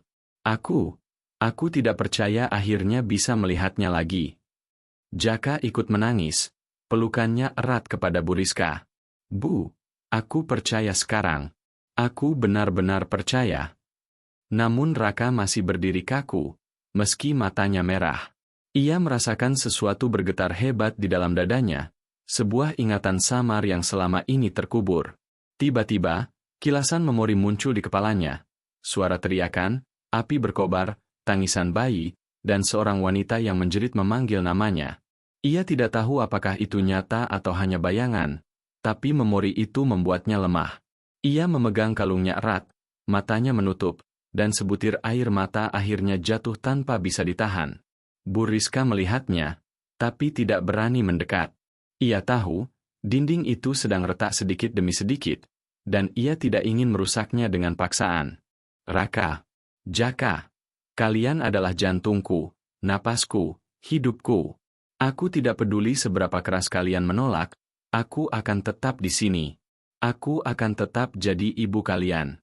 Karena itu takdirku, dan itu yang akan kulakukan sampai akhir hidupku. Ruangan itu dipenuhi keheningan penuh haru. Jaka masih memeluk ibunya erat, sementara Raka berbalik, berjalan keluar ruangan dengan langkah berat. Ia tidak ingin terlihat lebih lemah lagi, meski dalam hatinya ada sesuatu yang runtuh dan tak bisa ia cegah. Di luar, malam terasa lebih dingin. Raka menatap langit berbintang, tangannya menggenggam liontin di leher. Ia tahu, tidak ada lagi alasan logis untuk menolak kenyataan ini. Semua bukti sudah ada di depan mata. Tapi yang membuatnya takut adalah menerima semua ini berarti ia harus percaya lagi, dan mempercayai berarti ada kemungkinan disakiti lagi. Namun jauh di lubuk hatinya, kenangan samar itu, kalung di lehernya, dan air mata seorang ibu membuatnya sadar. Mungkin, hanya mungkin, kali ini ia tidak akan ditinggalkan. Di dalam rumah, Bu Rizka menatap foto-foto itu sambil mengelus kepala Jaka yang tertidur di pangkuannya. Air matanya terus mengalir, tapi kali ini bercampur dengan senyum. Ia tahu jalan masih panjang, tapi malam itu ia merasa langkah kecil telah diambil. Sebuah kenangan lama yang kembali membekas, menjadi jembatan menuju cinta yang selama ini hilang. Hari-hari setelah kunjungan ke rumah Bu Rizka menjadi masa yang membingungkan bagi Raka dan Jaka. Setiap pagi mereka masih berjalan menyusuri jalanan dengan karung goni di pundak, memungut botol dan kaleng bekas untuk dijual. Kehidupan sederhana itu sudah menjadi bagian dari diri mereka. Namun sejak malam ketika album foto itu dibuka, ada sesuatu yang berubah dalam hati keduanya. Jaka semakin sering termenung. Setiap kali tangannya menyentuh kalung setengah hati di lehernya, ia merasakan kedekatan yang tak terlukiskan dengan Bu Rizka. Ia membayangkan bagaimana hidup mereka seandainya sejak kecil tumbuh di sisi ibu kandungnya, sekolah dengan seragam bersih, tidur di ranjang empuk, makan makanan bergizi, dan yang paling penting, merasakan kasih sayang seorang ibu setiap hari. Semua itu membuat Jaka ingin menyerah pada keyakinan baru, bahwa sudah saatnya ia menerima dan membuka hati. Sebaliknya, Raka justru dilanda pertarungan batin yang semakin berat. Setiap kali ia mengingat air mata Bu Rizka saat melihat kalung mereka, hatinya bergetar. Ada sesuatu yang tidak bisa ia sangkal. Tapi di sisi lain, kenangan pahit bersama nenek angkatnya, malam-malam kelaparan, ejekan teman-teman jalanan, dan luka karena merasa ditinggalkan sejak bayi membuatnya tak mampu percaya begitu saja. Baginya, menerima Bu Rizka berarti mengambil risiko disakiti lagi, dan itu lebih menakutkan daripada hidup miskin. Pagi itu, mereka duduk di tepi rel kereta setelah seharian memulung. Jaka memandang karungnya yang setengah penuh, lalu menoleh pada kakaknya. "Kak," suaranya lirih, nyaris tak terdengar. "Apa?" sahut Raka ketus. Kalau kita ikut Bu Rizka, hidup kita pasti lebih baik. Kita nggak perlu lapar lagi, nggak perlu tidur di lantai keras. Kita bisa sekolah, Kak. Kita bisa punya masa depan. Raka langsung mendengus, menatap adiknya dengan mata tajam. Masa depan apa, Ja? Masa depan orang kaya itu cuma mimpi. Jangan gampang percaya. Orang seperti dia cuma kasihan sama kita. Nanti kalau bosannya ditinggal. Kita ini cuma pemulung. Ingat itu. Jaka menunduk, tapi tak menyerah. Tapi kalung ini, Kak, album foto itu, semua bukti sudah jelas. Dia benar-benar ibu kita. Dia nggak bohong. Aku bisa merasakannya. Aku yakin. Raka terdiam sejenak, lalu menghela napas berat. Merasa yakin gampang. Tapi kalau nanti semua itu cuma harapan palsu, kamu sanggup hancur lagi? Aku nggak mau. Lebih baik kita tetap seperti ini, sederhana tapi nyata. Nggak ada yang bisa ngambil apa-apa dari kita. Ucapan itu membuat hati Jaka perih. Ia mengerti maksud kakaknya, tapi ia juga merasa kesempatan besar di depan mata tidak seharusnya mereka tolak. Ia ingin melangkah, tapi ikatan dengan kakaknya membuatnya ragu. Hari-hari berikutnya, Bu Rizka terus datang. Ia membawa makanan, pakaian, bahkan buku dan alat tulis. Ia berusaha mendekati anak-anaknya dengan sabar. Jaka selalu menyambut dengan hangat, meski kadang masih canggung. Ia mulai berani memanggil, Bu, dengan lembut. Tapi setiap kali itu terjadi, Raka langsung marah dan menegur adiknya. Jangan terlalu dekat. Jangan mudah percaya. Bentaknya suatu sore saat Bu Rizka baru saja pergi. Tapi Kak, dia baik sama kita. Dia nggak pernah marah meski kita kasar. Dia sabar. Dia terus berusaha. Kalau itu bukan cinta seorang ibu, lalu apa?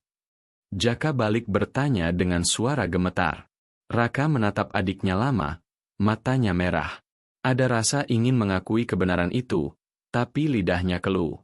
Akhirnya ia hanya berbisik, aku cuma takut, Ja. Aku nggak mau kamu sakit hati lagi. Ucapan itu membuat Jaka terdiam. Ia tahu kakaknya bukan keras kepala semata, tapi memang menyimpan luka yang dalam. Namun tetap saja, hatinya tidak bisa mengabaikan panggilan darah dan kasih sayang yang ia rasakan dari Bu Rizka.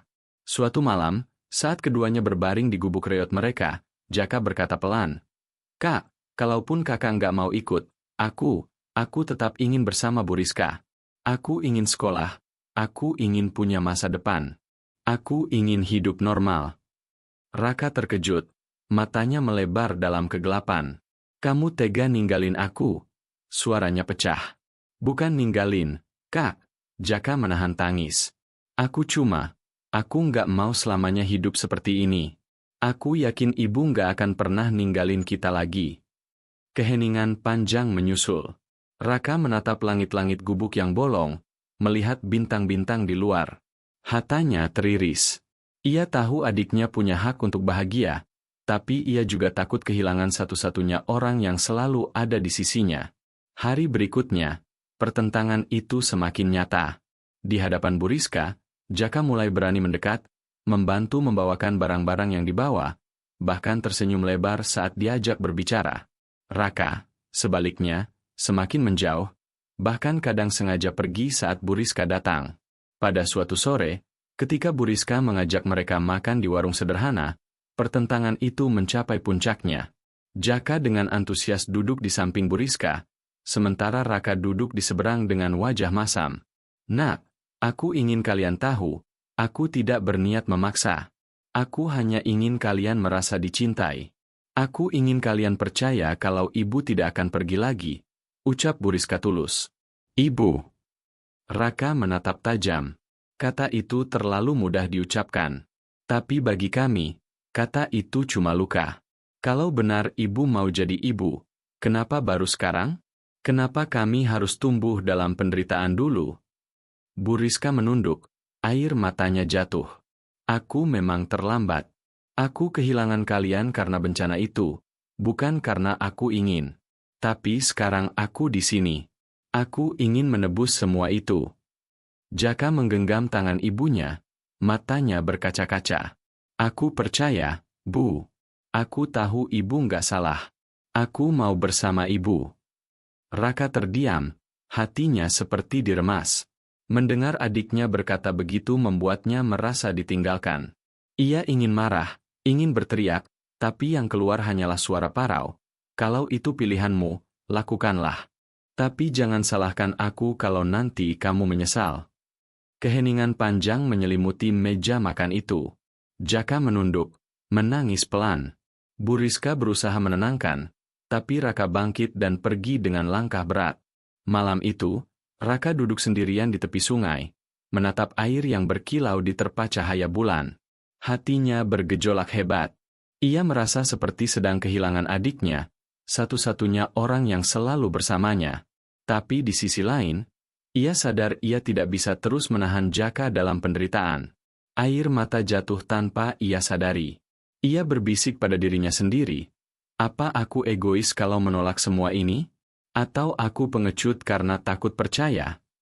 Sementara itu, di rumahnya, Bu Rizka duduk bersama Jaka. Ia mengelus kepala anaknya yang masih terisak.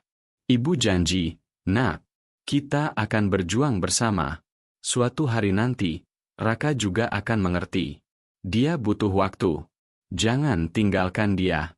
Kita akan bersatu kembali. Jaka mengangguk pelan. Aku nggak akan ninggalin Kak Raka.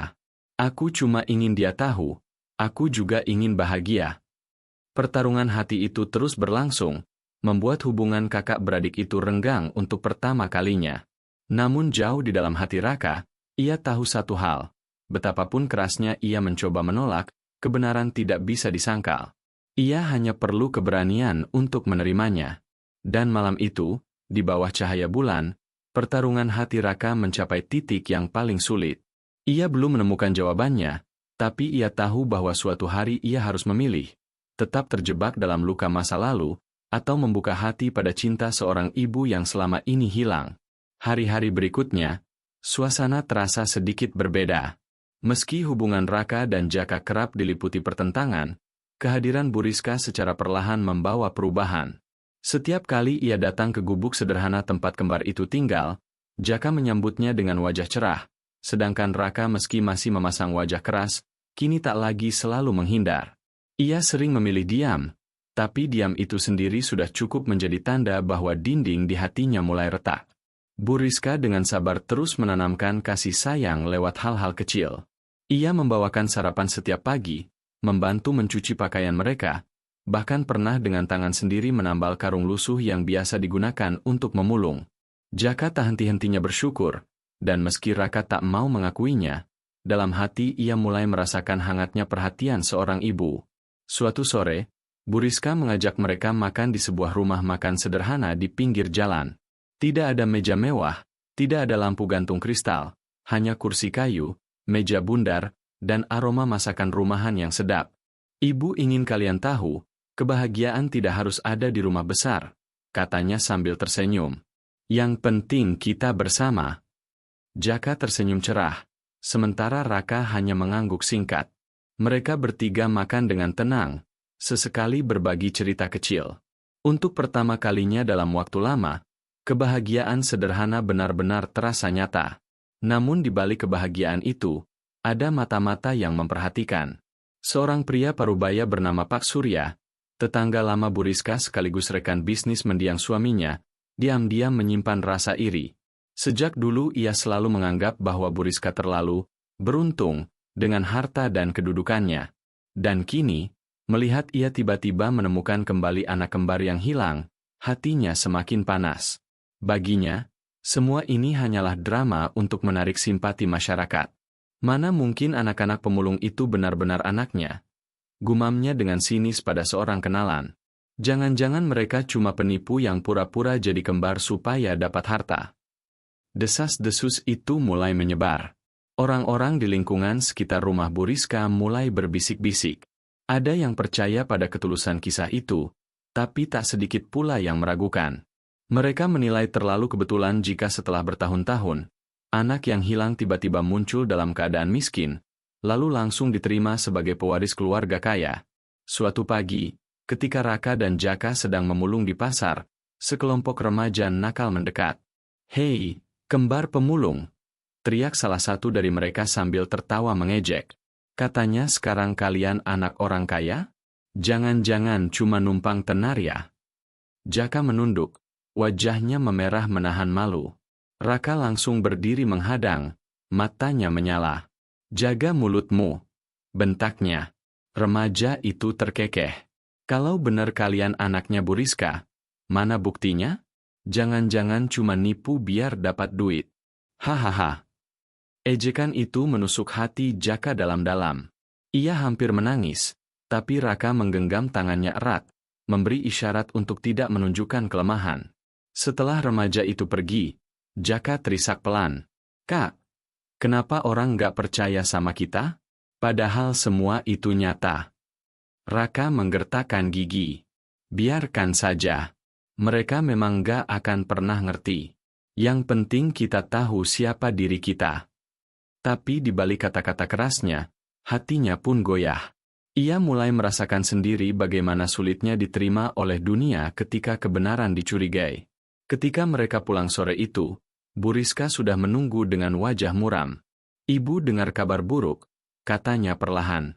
Ada orang yang menuduh kalian penipu. Mereka bilang kalian hanya ingin harta. Jaka langsung terisak. Bu, kami nggak pernah minta apa-apa. Kami cuma ingin bersama ibu. Bu Rizka memeluk anaknya erat. Ibu tahu, nak, ibu percaya sama kalian. Raka hanya berdiri di sudut, menatap lantai. Kata-kata orang-orang itu berputar di kepalanya. Ia memang belum sepenuhnya menerima Bu Rizka, tapi mendengar dituduh penipu membuatnya tersinggung. Ia merasa martabatnya diinjak-injak. Keesokan harinya, tuduhan itu semakin meluas. Beberapa orang bahkan berani datang ke rumah Bu Rizka untuk mempertanyakan kebenaran. Kami khawatir, Bu. Bagaimana kalau anak-anak itu hanya memanfaatkan ibu? Kata salah seorang tetangga dengan nada tajam. Bu Rizka mencoba bersabar, menjawab dengan lembut. Tidak, mereka bukan penipu. Mereka anak-anakku. Namun gosip itu terus bergulir. Bahkan ada surat kabar lokal yang menulis artikel penuh spekulasi tentang anak kembar misterius yang tiba-tiba muncul di rumah seorang wanita kaya. Situasi itu membuat Jaka semakin tertekan. Ia merasa semua usahanya untuk percaya kini sia-sia. Malam itu, ia menangis di pelukan kakaknya. Kak, kenapa dunia ini jahat banget? Aku cuma ingin bersama ibu, tapi semua orang malah menuduh kita. Raka menghela napas berat. Untuk pertama kalinya, ia tidak tahu harus berkata apa. Di dalam hatinya, ia sebenarnya merasa marah sekaligus sakit. Ia sadar betapa menyakitkan menerima tuduhan tanpa bukti. Dan diam-diam, ia mulai memahami perasaan Bu Rizka yang sejak awal terus berjuang untuk meyakinkan mereka. Sementara itu, Bu Rizka tidak tinggal diam. Ia sadar gosip ini bisa merusak segalanya. Ia harus membuktikan kebenaran, bukan hanya dengan kata-kata. Dengan tekad kuat, ia memutuskan mengambil langkah yang lebih pasti, melakukan tes DNA. Kita akan buktikan kepada semua orang bahwa kalian benar-benar anakku, katanya dengan penuh keyakinan pada Raka dan Jaka. Mendengar itu, Jaka langsung mengangguk penuh harap, sedangkan Raka hanya terdiam. Meski hatinya masih diliputi kebimbangan, ia tidak bisa menolak keinginan untuk membersihkan nama mereka. Hari itu menjadi titik balik. Kebahagiaan sederhana yang baru mulai tumbuh, tiba-tiba diguncang oleh cobaan besar. Namun di balik ujian itu, ada api kecil yang menyala di hati Raka. Api yang lahir dari amarah karena dicurigai, tapi perlahan bisa berubah menjadi keyakinan baru. Di bawah langit malam yang tenang, mereka bertiga duduk bersama di gubuk kecil itu. Tidak ada kata-kata banyak, hanya keheningan yang berat. Tapi di dalam keheningan itu, ada janji tak terucap. Mereka akan menghadapi semua tuduhan ini bersama. Dan jika kebenaran terbukti, tidak ada lagi yang bisa memisahkan mereka. Hari itu udara terasa berbeda. Awan kelabu menggantung rendah di langit kota, seolah ikut menyelimuti hati Raka, Jaka, dan Bu Rizka yang tengah bersiap menjalani hari terpenting dalam hidup mereka. Sejak isu buruk tentang penipuan itu merebak, Bu Rizka tidak bisa tidur dengan tenang. Ia merasa marah, kecewa, dan tersayat, bukan karena dirinya difitnah, melainkan karena dua anak kembarnya harus menanggung beban yang tidak seharusnya mereka pikul. Raka dan Jaka, yang biasanya tampak ceria saat berangkat memulung, kini berjalan lesu. Mereka tak lagi menyapa orang-orang di pasar seperti dulu. Setiap tatapan mata terasa menilai, setiap bisikan di belakang mereka terdengar seperti tuduhan. Itu anak kembar pemulung yang pura-pura jadi anak orang kaya. Bisikan itu bergema di telinga mereka meski mungkin tak semua orang mengucapkannya. Pagi itu, Bu Rizka datang menjemput mereka dengan mobilnya. "Hari ini kita akan ke rumah sakit," katanya lirih tapi tegas. "Kita akan lakukan tes DNA. Tidak ada lagi yang bisa membantah setelah ini." Jaka, dengan wajah penuh harap, mengangguk mantap. "Bu, akhirnya kita bisa buktikan semuanya." Raka masih terdiam. Wajahnya keras, tapi sorot matanya menyimpan sesuatu. Ada harapan kecil yang ia coba sembunyikan, bercampur dengan ketakutan. Baginya, kebenaran kadang bisa lebih menakutkan daripada kebohongan. Bagaimana jika ternyata semua ini hanya mimpi kosong? Bagaimana jika tes DNA membuktikan mereka bukan anak Bu Rizka? Pertanyaan itu menari-nari di benaknya, membuat perutnya mual sepanjang perjalanan. Rumah sakit yang mereka datangi tampak megah, dengan dinding putih bersih dan lantai mengilap. Langkah kaki mereka menggema ketika masuk ke lorong menuju ruang laboratorium. Bu Rizka menggenggam tangan Jaka erat, sementara Raka berjalan setengah langkah di belakang mereka, pura-pura acuh padahal dadanya berdegup kencang. Dokter yang menyambut mereka berbicara dengan suara lembut. "Tes DNA ini sederhana. Kami hanya butuh sampel darah atau air liur dari ketiga pihak. Hasilnya akan keluar dalam beberapa hari." Raka mengernyit. "Beberapa hari?" "Ya," jawab dokter.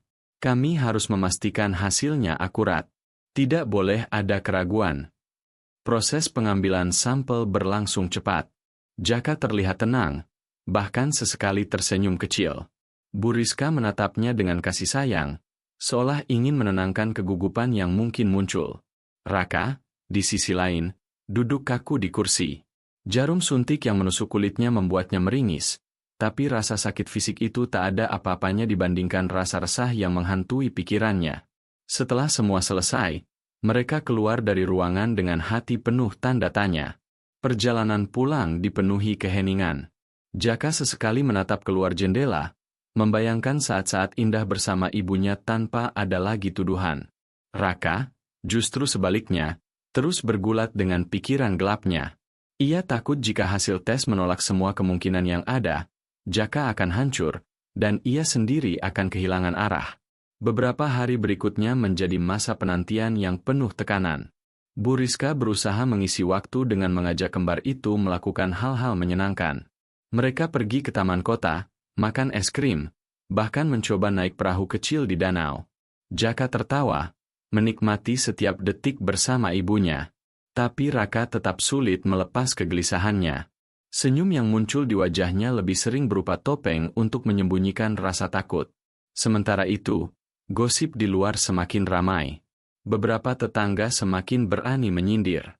Ada yang berkata, "Kita lihat saja, sebentar lagi ketahuan siapa yang benar." Ada pula yang dengan tega berkata, "Kalau bukan anak kandungnya, anak-anak itu harus angkat kaki." Kalimat-kalimat itu menusuk telinga Jaka yang kebetulan mendengar. Ia pulang dengan mata sembab, lalu memeluk Bu Rizka erat-erat. "Bu, mereka jahat sekali. Kenapa mereka nggak percaya?" Bu Rizka membelai rambutnya lembut. "Sabar, nak. Dunia memang selalu penuh orang yang meragukan. Tapi kebenaran tidak butuh pembelaan panjang, dia akan membuktikan dirinya sendiri." Hari yang dinantikan pun tiba. Rumah sakit menghubungi Bu Rizka untuk mengambil hasil tes DNA. Pagi itu, ia menjemput Raka dan Jaka lebih awal. Ketiganya masuk ke ruang konsultasi dengan jantung berdegup kencang. Dokter yang sama duduk di hadapan mereka, memegang map berisi hasil tes. Suasana ruangan begitu tegang. Hanya suara detik jam dinding yang terdengar jelas. Raka menggenggam lututnya erat, Jaka menggenggam tangan ibunya. Bu Rizka sendiri berusaha tampak tenang, meski matanya berkaca-kaca. Dokter membuka map perlahan, lalu menatap mereka. "Berdasarkan hasil uji DNA yang kami lakukan dengan metode perbandingan genetik," ia berhenti sejenak, menimbulkan detik-detik yang terasa seperti jam panjang. Kecocokan antara Bu Rizka dengan Raka dan Jaka adalah 99,99%. Dengan kata lain, mereka memang anak kandung Anda. Hening. Ruangan itu terasa berhenti bernafas. Jaka langsung menangis terisak, menutup wajahnya dengan kedua tangan. Bu Rizka spontan memeluknya. Air matanya jatuh tanpa bisa ditahan. Anakku, akhirnya terbukti. Raka hanya duduk terpaku. Kata-kata dokter itu menggema di kepalanya. 99,99%. Angka itu seperti palu godam yang menghancurkan semua keraguannya. Perlahan, matanya memerah. Ia menunduk, menutup wajah dengan tangannya, mencoba menahan tangis yang tak pernah ia biarkan keluar. Tapi akhirnya, air mata itu pecah juga. Untuk pertama kalinya, ia menangis bukan karena kesedihan, melainkan karena kelegaan. Dokter tersenyum hangat. Selamat, Bu. Semoga keluarga Anda kembali utuh. Kabar itu menyebar cepat. Tidak butuh waktu lama, berita tentang hasil tes DNA masuk ke koran, televisi lokal, bahkan media sosial. Foto Bu Rizka bersama Raka dan Jaka terpampang dengan judul, "Tes DNA membuktikan, anak kembar pemulung benar anak kandung Bu Rizka." Mereka yang dulu mencibir kini terdiam. Beberapa merasa malu, ada juga yang pura-pura tak pernah berkata buruk. Namun bagi Raka dan Jaka, itu tidak lagi penting. Yang terpenting, kebenaran sudah berdiri tegak. Malam itu, mereka bertiga duduk di ruang tamu rumah Bu Rizka. Lampu gantung berkilau, tapi kehangatan sejati datang dari pelukan yang tak ingin dilepaskan. Jaka duduk di pangkuan ibunya, masih sesekali terisak bahagia. Raka, meski duduk agak menjauh, akhirnya berkata dengan suara parau, "Bu, maaf kalau aku selama ini keras kepala. Aku cuma takut berharap terlalu tinggi." Bu Rizka menoleh padanya, matanya basah tapi penuh cinta. "Tidak apa-apa, Nak. Ibu mengerti. Yang penting sekarang kita bersama." Untuk pertama kalinya, Raka berjalan mendekat dan memeluk ibunya. Pelukan itu lama, erat, seolah ingin menebus tahun-tahun yang hilang. Jaka ikut merangkul, dan untuk sesaat, mereka bertiga seperti satu tubuh yang tak terpisahkan. Di luar rumah, bulan purnama bersinar terang. Seakan alam pun merayakan kebenaran yang akhirnya terbukti. Ujian berat telah mereka lalui, dan meski jalan ke depan masih panjang, malam itu mereka tahu satu hal pasti, tidak ada lagi yang bisa meragukan ikatan darah dan cinta seorang ibu kepada anaknya. Hari-hari setelah kebenaran terungkap lewat hasil tes DNA seolah menjadi titik terang baru dalam kehidupan Bu Rizka, Raka, dan Jaka. Media ramai memberitakan kisah mereka, dari televisi nasional sampai media sosial. Banyak orang menangis terharu membaca kabar bahwa anak kembar pemulung ternyata benar anak kandung seorang wanita kaya yang kehilangan mereka sejak bayi. Ucapan selamat dan doa berdatangan. Beberapa tetangga yang dulu meragukan mulai meminta maaf, bahkan ada yang menyesali kata-kata kasarnya. Jaka menerima semua itu dengan hati terbuka. Ia bahagia dunia akhirnya percaya. Namun Raka, meski tidak lagi keras menolak Bu Rizka, masih menatap semua perubahan itu dengan hati penuh pertimbangan. Suatu malam, ketika mereka bertiga duduk di ruang keluarga rumah mewah Bu Rizka, Jaka asyik bercerita tentang sekolah impiannya. "Bu, kalau aku nanti sekolah lagi, aku mau jadi dokter. Biar bisa nolong orang yang susah kayak kita dulu," katanya dengan mata berbinar. Bu Rizka tersenyum bangga. "Tentu saja, Nak. Ibu akan dukung semua cita-cita kalian." Namun Raka hanya diam. Pandangannya jatuh pada jendela besar yang menghadap halaman luas, tempat lampu-lampu taman berkilau indah. Hatinya bergejolak. Kemewahan di sekitarnya terasa asing, bahkan menakutkan. Ia teringat masa kecil bersama nenek angkatnya, saat hidup bergantung pada botol plastik dan kardus bekas. Hidup keras itu memang penuh luka, tapi juga penuh kebersamaan. Ada tawa kecil ketika mereka menemukan koin di jalan. Ada hangatnya nasi bungkus sederhana yang dimakan bersama. Baginya, semua itu nyata. Bu Rizka memperhatikan wajah Raka yang murung. Ia mendekat, mengelus rambut anak sulungnya itu. "Raka, ada apa, Nak? Kenapa diam?" Raka menelan ludah, lalu berkata pelan tapi tegas, "Bu, aku butuh waktu." Suasana ruangan mendadak hening. Jaka berhenti bicara, menoleh ke arah kakaknya dengan bingung. "Kak, maksudnya apa?" Raka menarik napas panjang. "Aku belum yakin bisa tinggal di sini, Bu. Semua ini terlalu besar buat aku. Aku takut kehilangan jati diriku. Takut kalau hidup sederhana kita hilang begitu saja." Jaka menatap kakaknya dengan kaget. "Tapi, Kak, ini kan kesempatan kita. Kita bisa sekolah, bisa punya masa depan. Kenapa harus ragu?" Raka menoleh padanya, mata mereka saling beradu. "Karena kita nggak cuma butuh kenyamanan, Jak. Kita butuh kebersamaan. Hidup susah dulu memang sakit, tapi di sanalah kita belajar arti keluarga.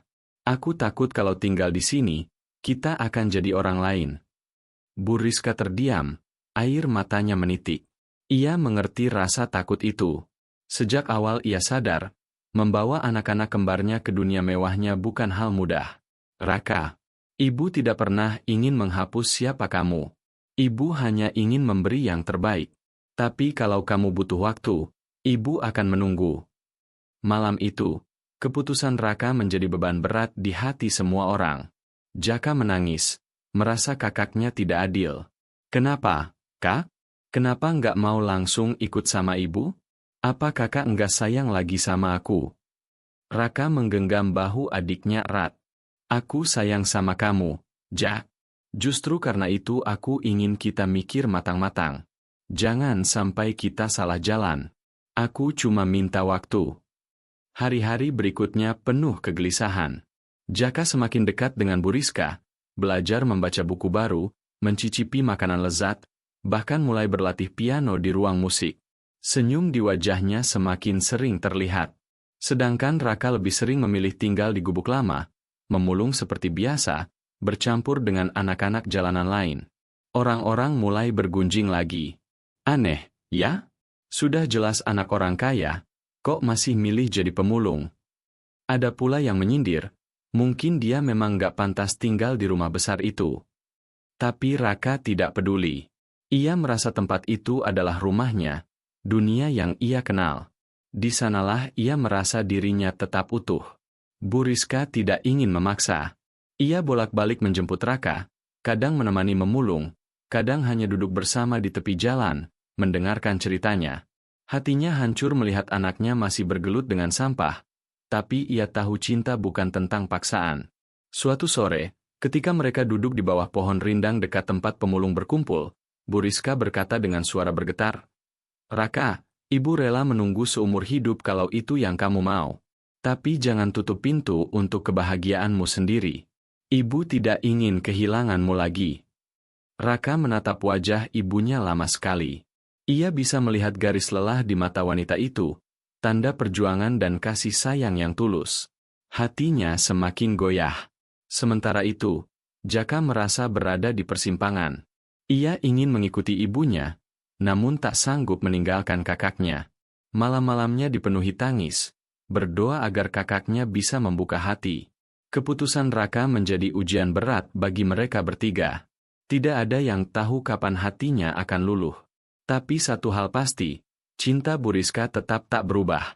Ia memilih menunggu, meski hatinya diguncang rasa takut kehilangan sekali lagi.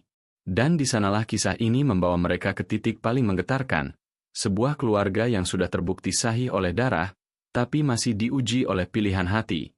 Pagi itu, matahari bersinar cerah di langit kota. Suasana di rumah mewah Bu Rizka terasa hangat, namun hatinya sendiri masih diliputi kekhawatiran. Beberapa hari telah berlalu sejak Raka menyatakan butuh waktu untuk memutuskan apakah ia akan tinggal bersamanya atau tetap memilih hidup sederhana. Ucapan itu masih terngiang-ngiang di telinganya, menusuk lebih dalam daripada ribuan tuduhan orang. Setiap kali ia melihat Jaka duduk di ruang musik sambil berlatih piano, wajahnya berseri-seri menikmati kehidupan baru, ia bahagia sekaligus resah. Bahagia karena satu dari dua buah hatinya sudah mulai membuka diri. Resah karena separuh lainnya masih jauh, masih memeluk keras kehidupan lamanya. Raka memang sering datang ke rumah, tapi tak pernah menetap. Kadang ia hanya makan lalu pergi. Kadang ia menginap semalam, lalu besoknya kembali ke gubuk lamanya. Bu Rizka mencoba memahami, namun hatinya menangis setiap kali melihat punggung anaknya yang menjauh. Malam itu, Bu Rizka duduk di balkon kamarnya. Angin malam bertiup pelan, membawa suara serangga dari taman. Ia termenung, memikirkan cara untuk menyentuh hati Raka. Air matanya jatuh tanpa bisa ditahan. "Ya Allah," bisiknya lirih. "Kalau memang anak ini ujian untukku, beri aku kekuatan untuk mencintainya tanpa syarat." Keesokan paginya, Bu Rizka membuat keputusan besar. Ia tak bisa lagi hanya menunggu. Jika Raka enggan datang sepenuh hati ke kehidupannya, maka ia yang harus datang ke kehidupan Raka. Ia ingin membuktikan bahwa cintanya bukan sekadar kata-kata, melainkan tindakan nyata. Saat itu Raka sedang memulung di pasar bersama beberapa anak jalanan lain. Keringat bercucuran di wajahnya, tangannya kotor oleh debu dan sisa makanan. Ia sudah terbiasa dengan itu, namun tiba-tiba langkahnya terhenti ketika melihat sosok yang tak asing mendekat. Bu Rizka, dengan pakaian sederhana dan wajah yang hanya dipoles bedak tipis, berdiri di hadapannya. Di tangannya ada karung besar yang ia bawa sendiri. Orang-orang di sekitar menoleh, beberapa terkejut, beberapa berbisik heran. Seorang wanita kaya berdiri di antara tumpukan sampah, pemandangan yang tak pernah mereka bayangkan sebelumnya. "Ibu." Raka hampir tak percaya. "Ngapain di sini?" Bu Rizka tersenyum samar, meski matanya berair. "Hari ini ibu mau ikut kamu, Nak. Apapun yang kamu lakukan, ibu mau rasakan juga." Raka gelagapan. "Bu, jangan. Tempat ini kotor." "Bau." Ibu nggak terbiasa. Namun Bu Rizka sudah melangkah lebih dulu. Ia membuka karung, lalu mulai memungut botol plastik dengan tangan sendiri. Orang-orang sekitar semakin ramai memperhatikan. Ada yang berbisik, ada yang tertawa, ada pula yang diam takjub. "Ibu, hentikan." Raka panik, mencoba merebut karung itu. Tapi Bu Rizka menatapnya dengan penuh keteguhan. "Raka, kalau ini jalanmu, maka biarkan ibu berjalan bersamamu. Ibu ingin tahu seperti apa kerasnya hidupmu. Supaya kamu percaya, ibu tidak hanya ingin memberimu kemewahan, tapi juga siap menanggung susahnya." Air mata Raka hampir tumpah. Ia berdiri terpaku, menyaksikan ibunya jongkok di antara sampah, memungut botol plastik satu persatu. Tangannya yang halus mulai kotor, bajunya terkena noda. Tapi Bu Rizka terus melakukannya, tanpa mengeluh sedikitpun. Jam demi jam berlalu.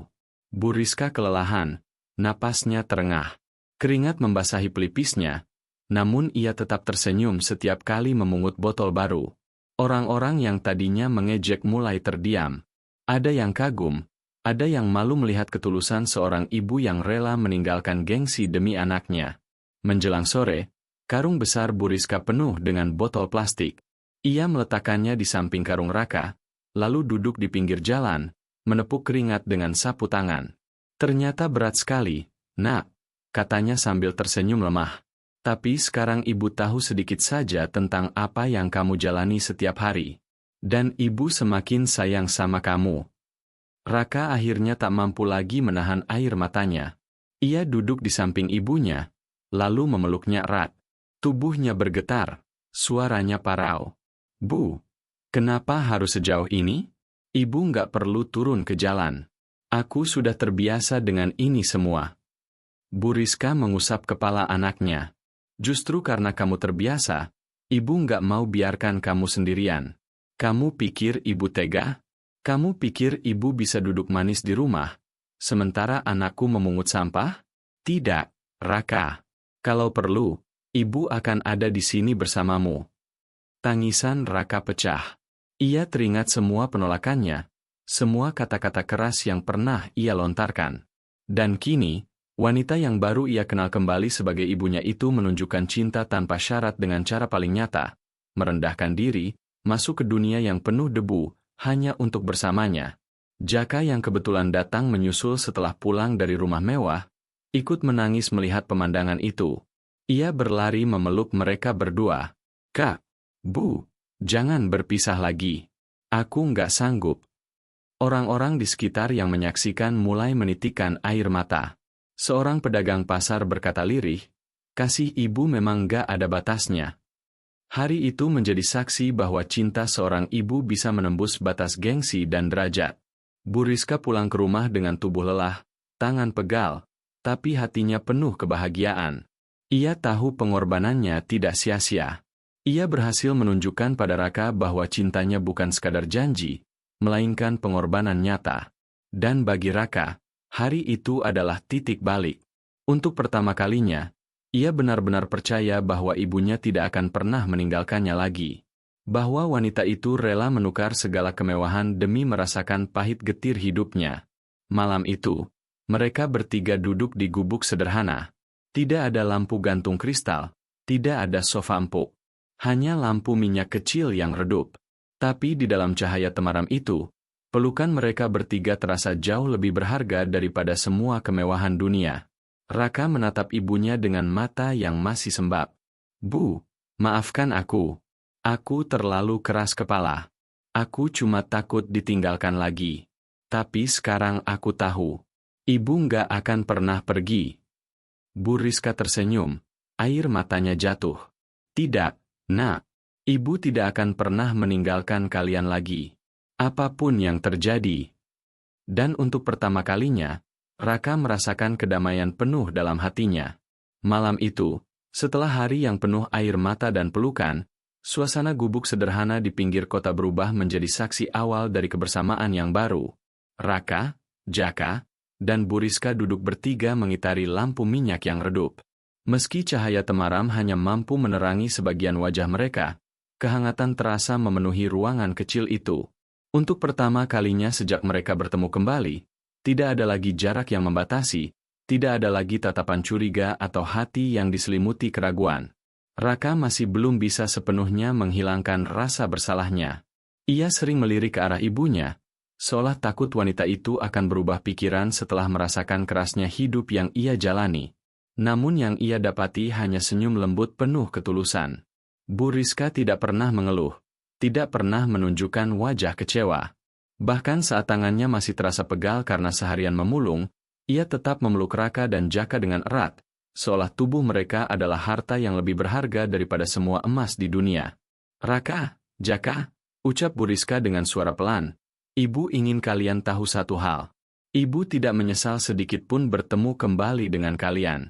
Apapun yang sudah berlalu, apapun penderitaan yang pernah kita alami, Ibu percaya semuanya adalah jalan Allah agar kita bisa bersatu kembali." Jaka mengangguk penuh keyakinan, sedangkan Raka terdiam. Ada kehangatan baru yang mulai tumbuh dalam dirinya, namun bayang-bayang masa lalunya membuat ia masih merasa belum pantas menerima cinta itu sepenuhnya. Keesokan harinya, matahari terbit dengan lembut.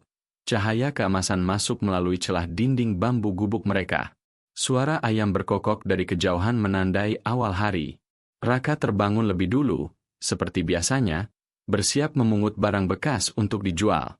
Namun saat ia keluar, ia melihat ibunya sudah berdiri di depan gubuk dengan keranjang berisi makanan hangat. "Ibu masak nasi uduk.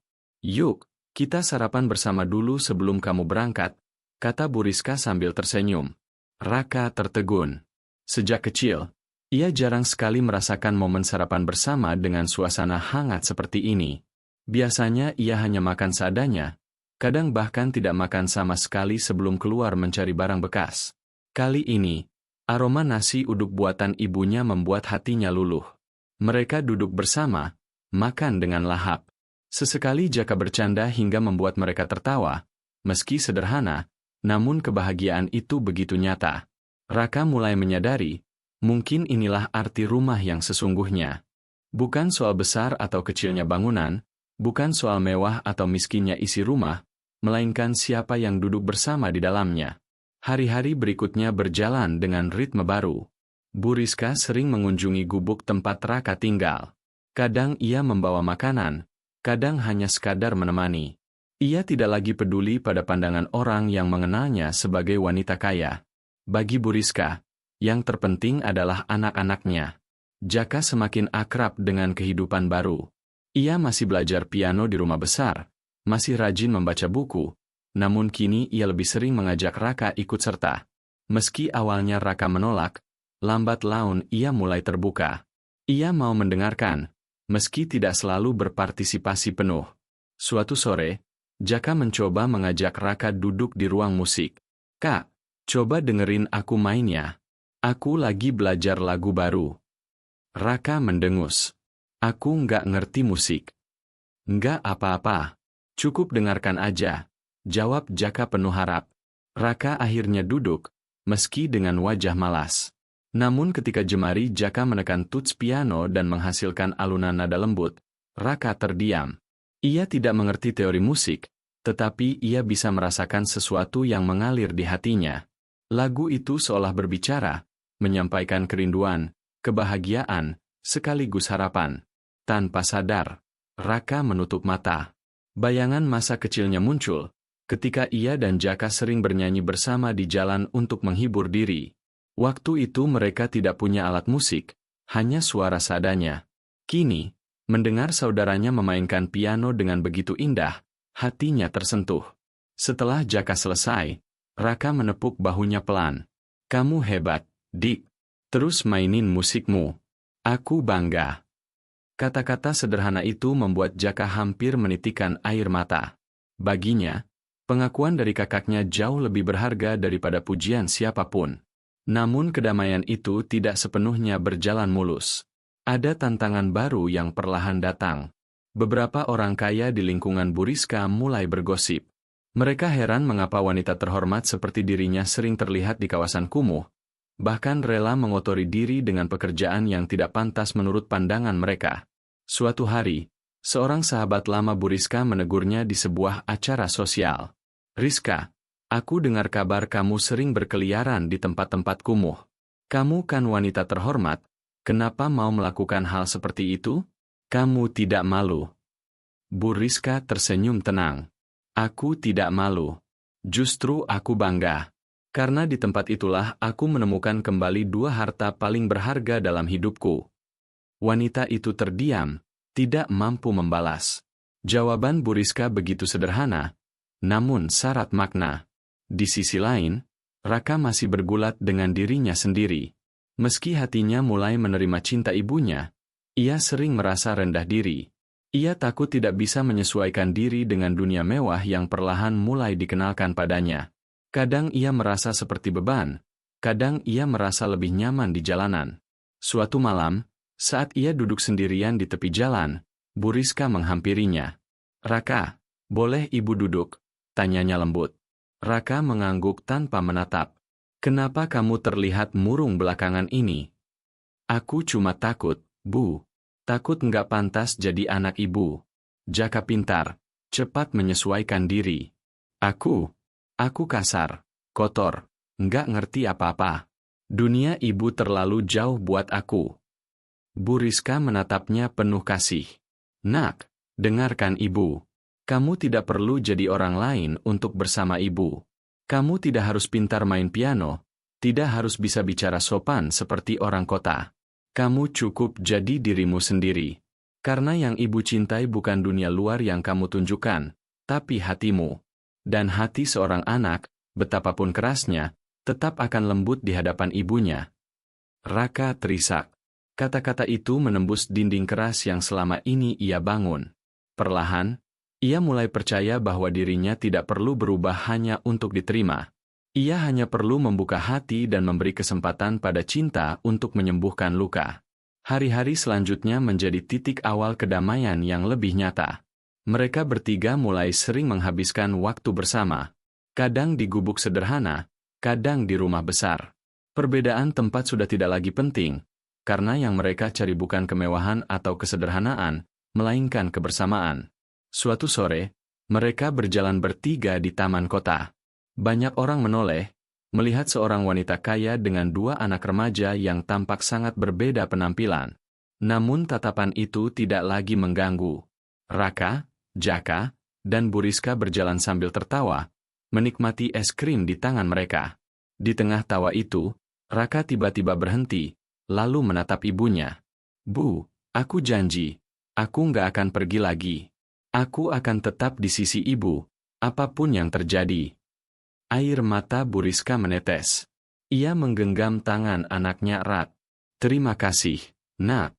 Itu adalah hadiah terindah untuk ibu. Dan di sanalah, damai yang selama ini mereka cari akhirnya mulai menyatu. Tidak sempurna, tidak tanpa rintangan, namun cukup untuk membuat mereka percaya bahwa cinta sejati selalu menemukan jalannya. Malam itu, di bawah langit bertabur bintang, mereka bertiga berdoa bersama. Suara mereka lirih, penuh rasa syukur. Tidak ada lagi dinding yang memisahkan. Yang ada hanya ikatan darah yang akhirnya menemukan kembali rumahnya. Pagi itu, udara di kota terasa lebih sejuk dari biasanya.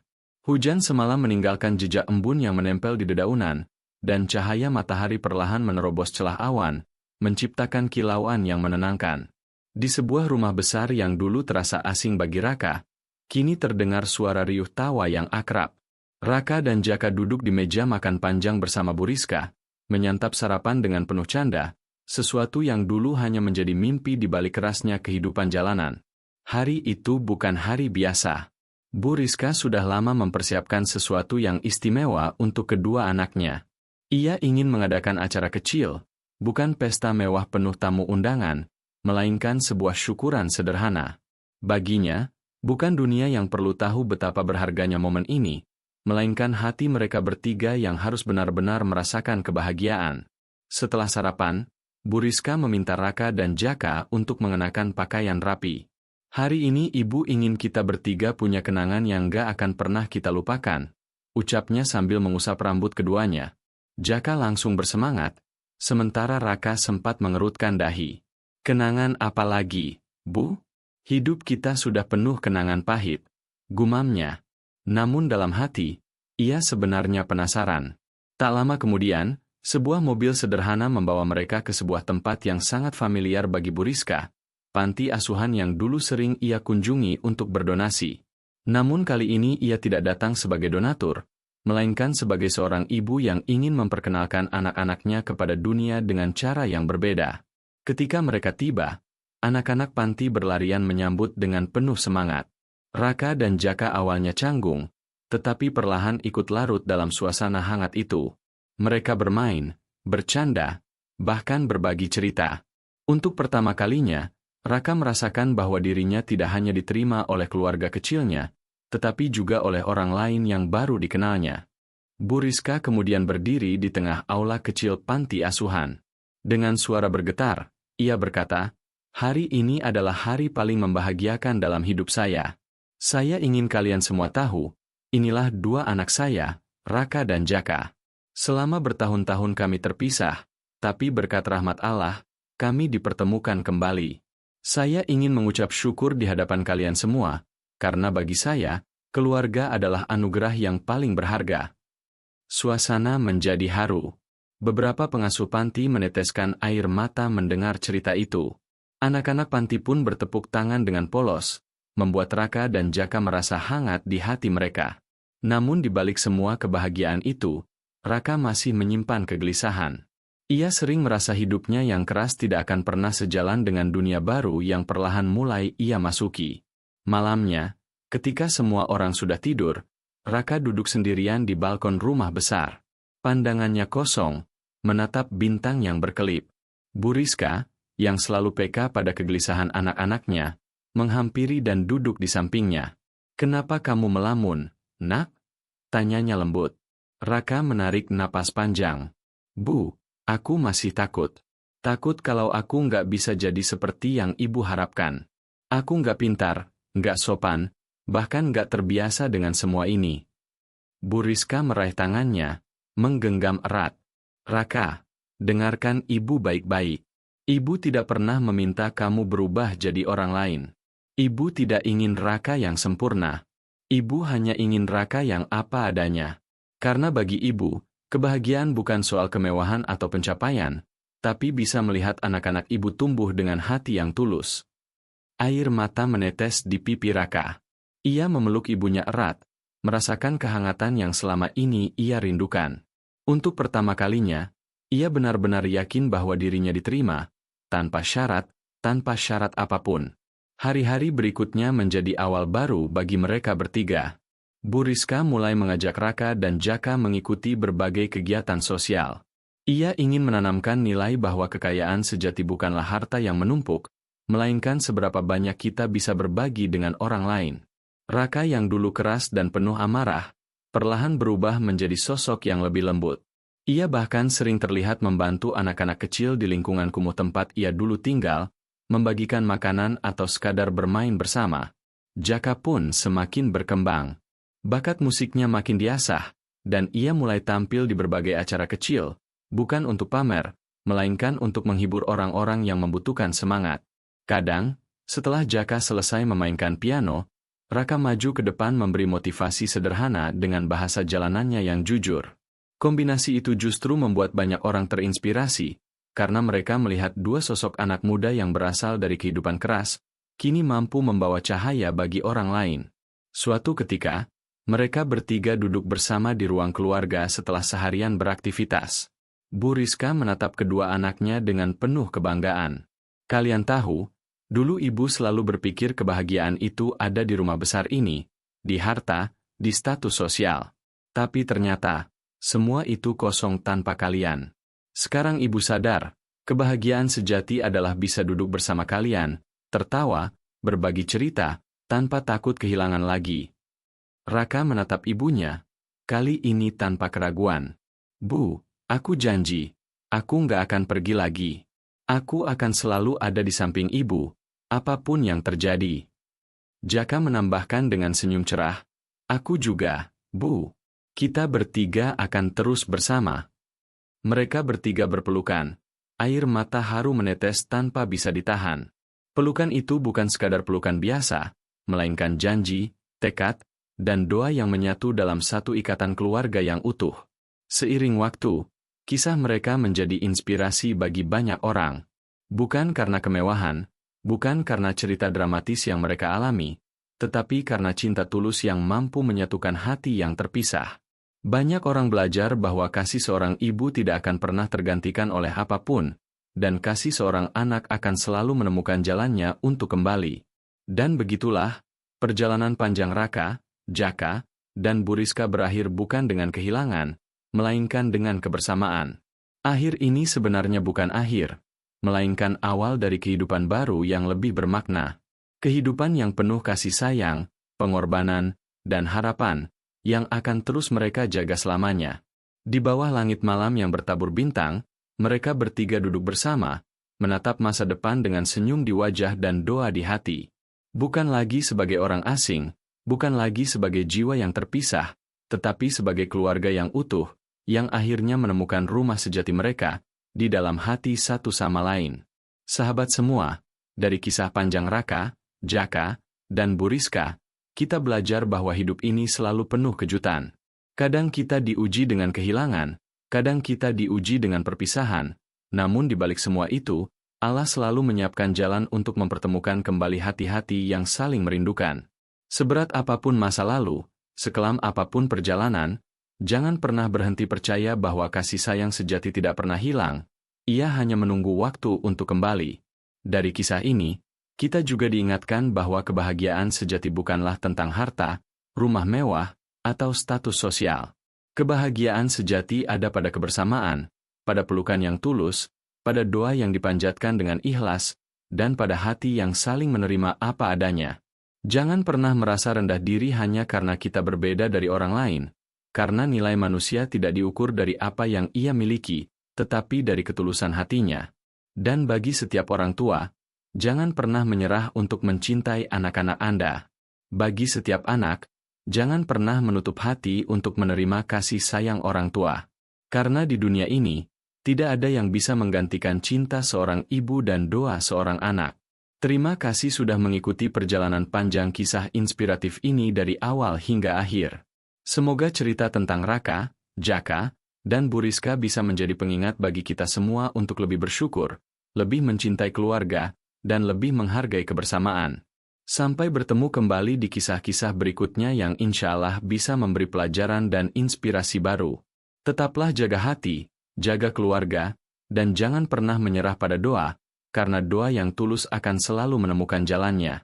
Wassalamualaikum warahmatullahi wabarakatuh.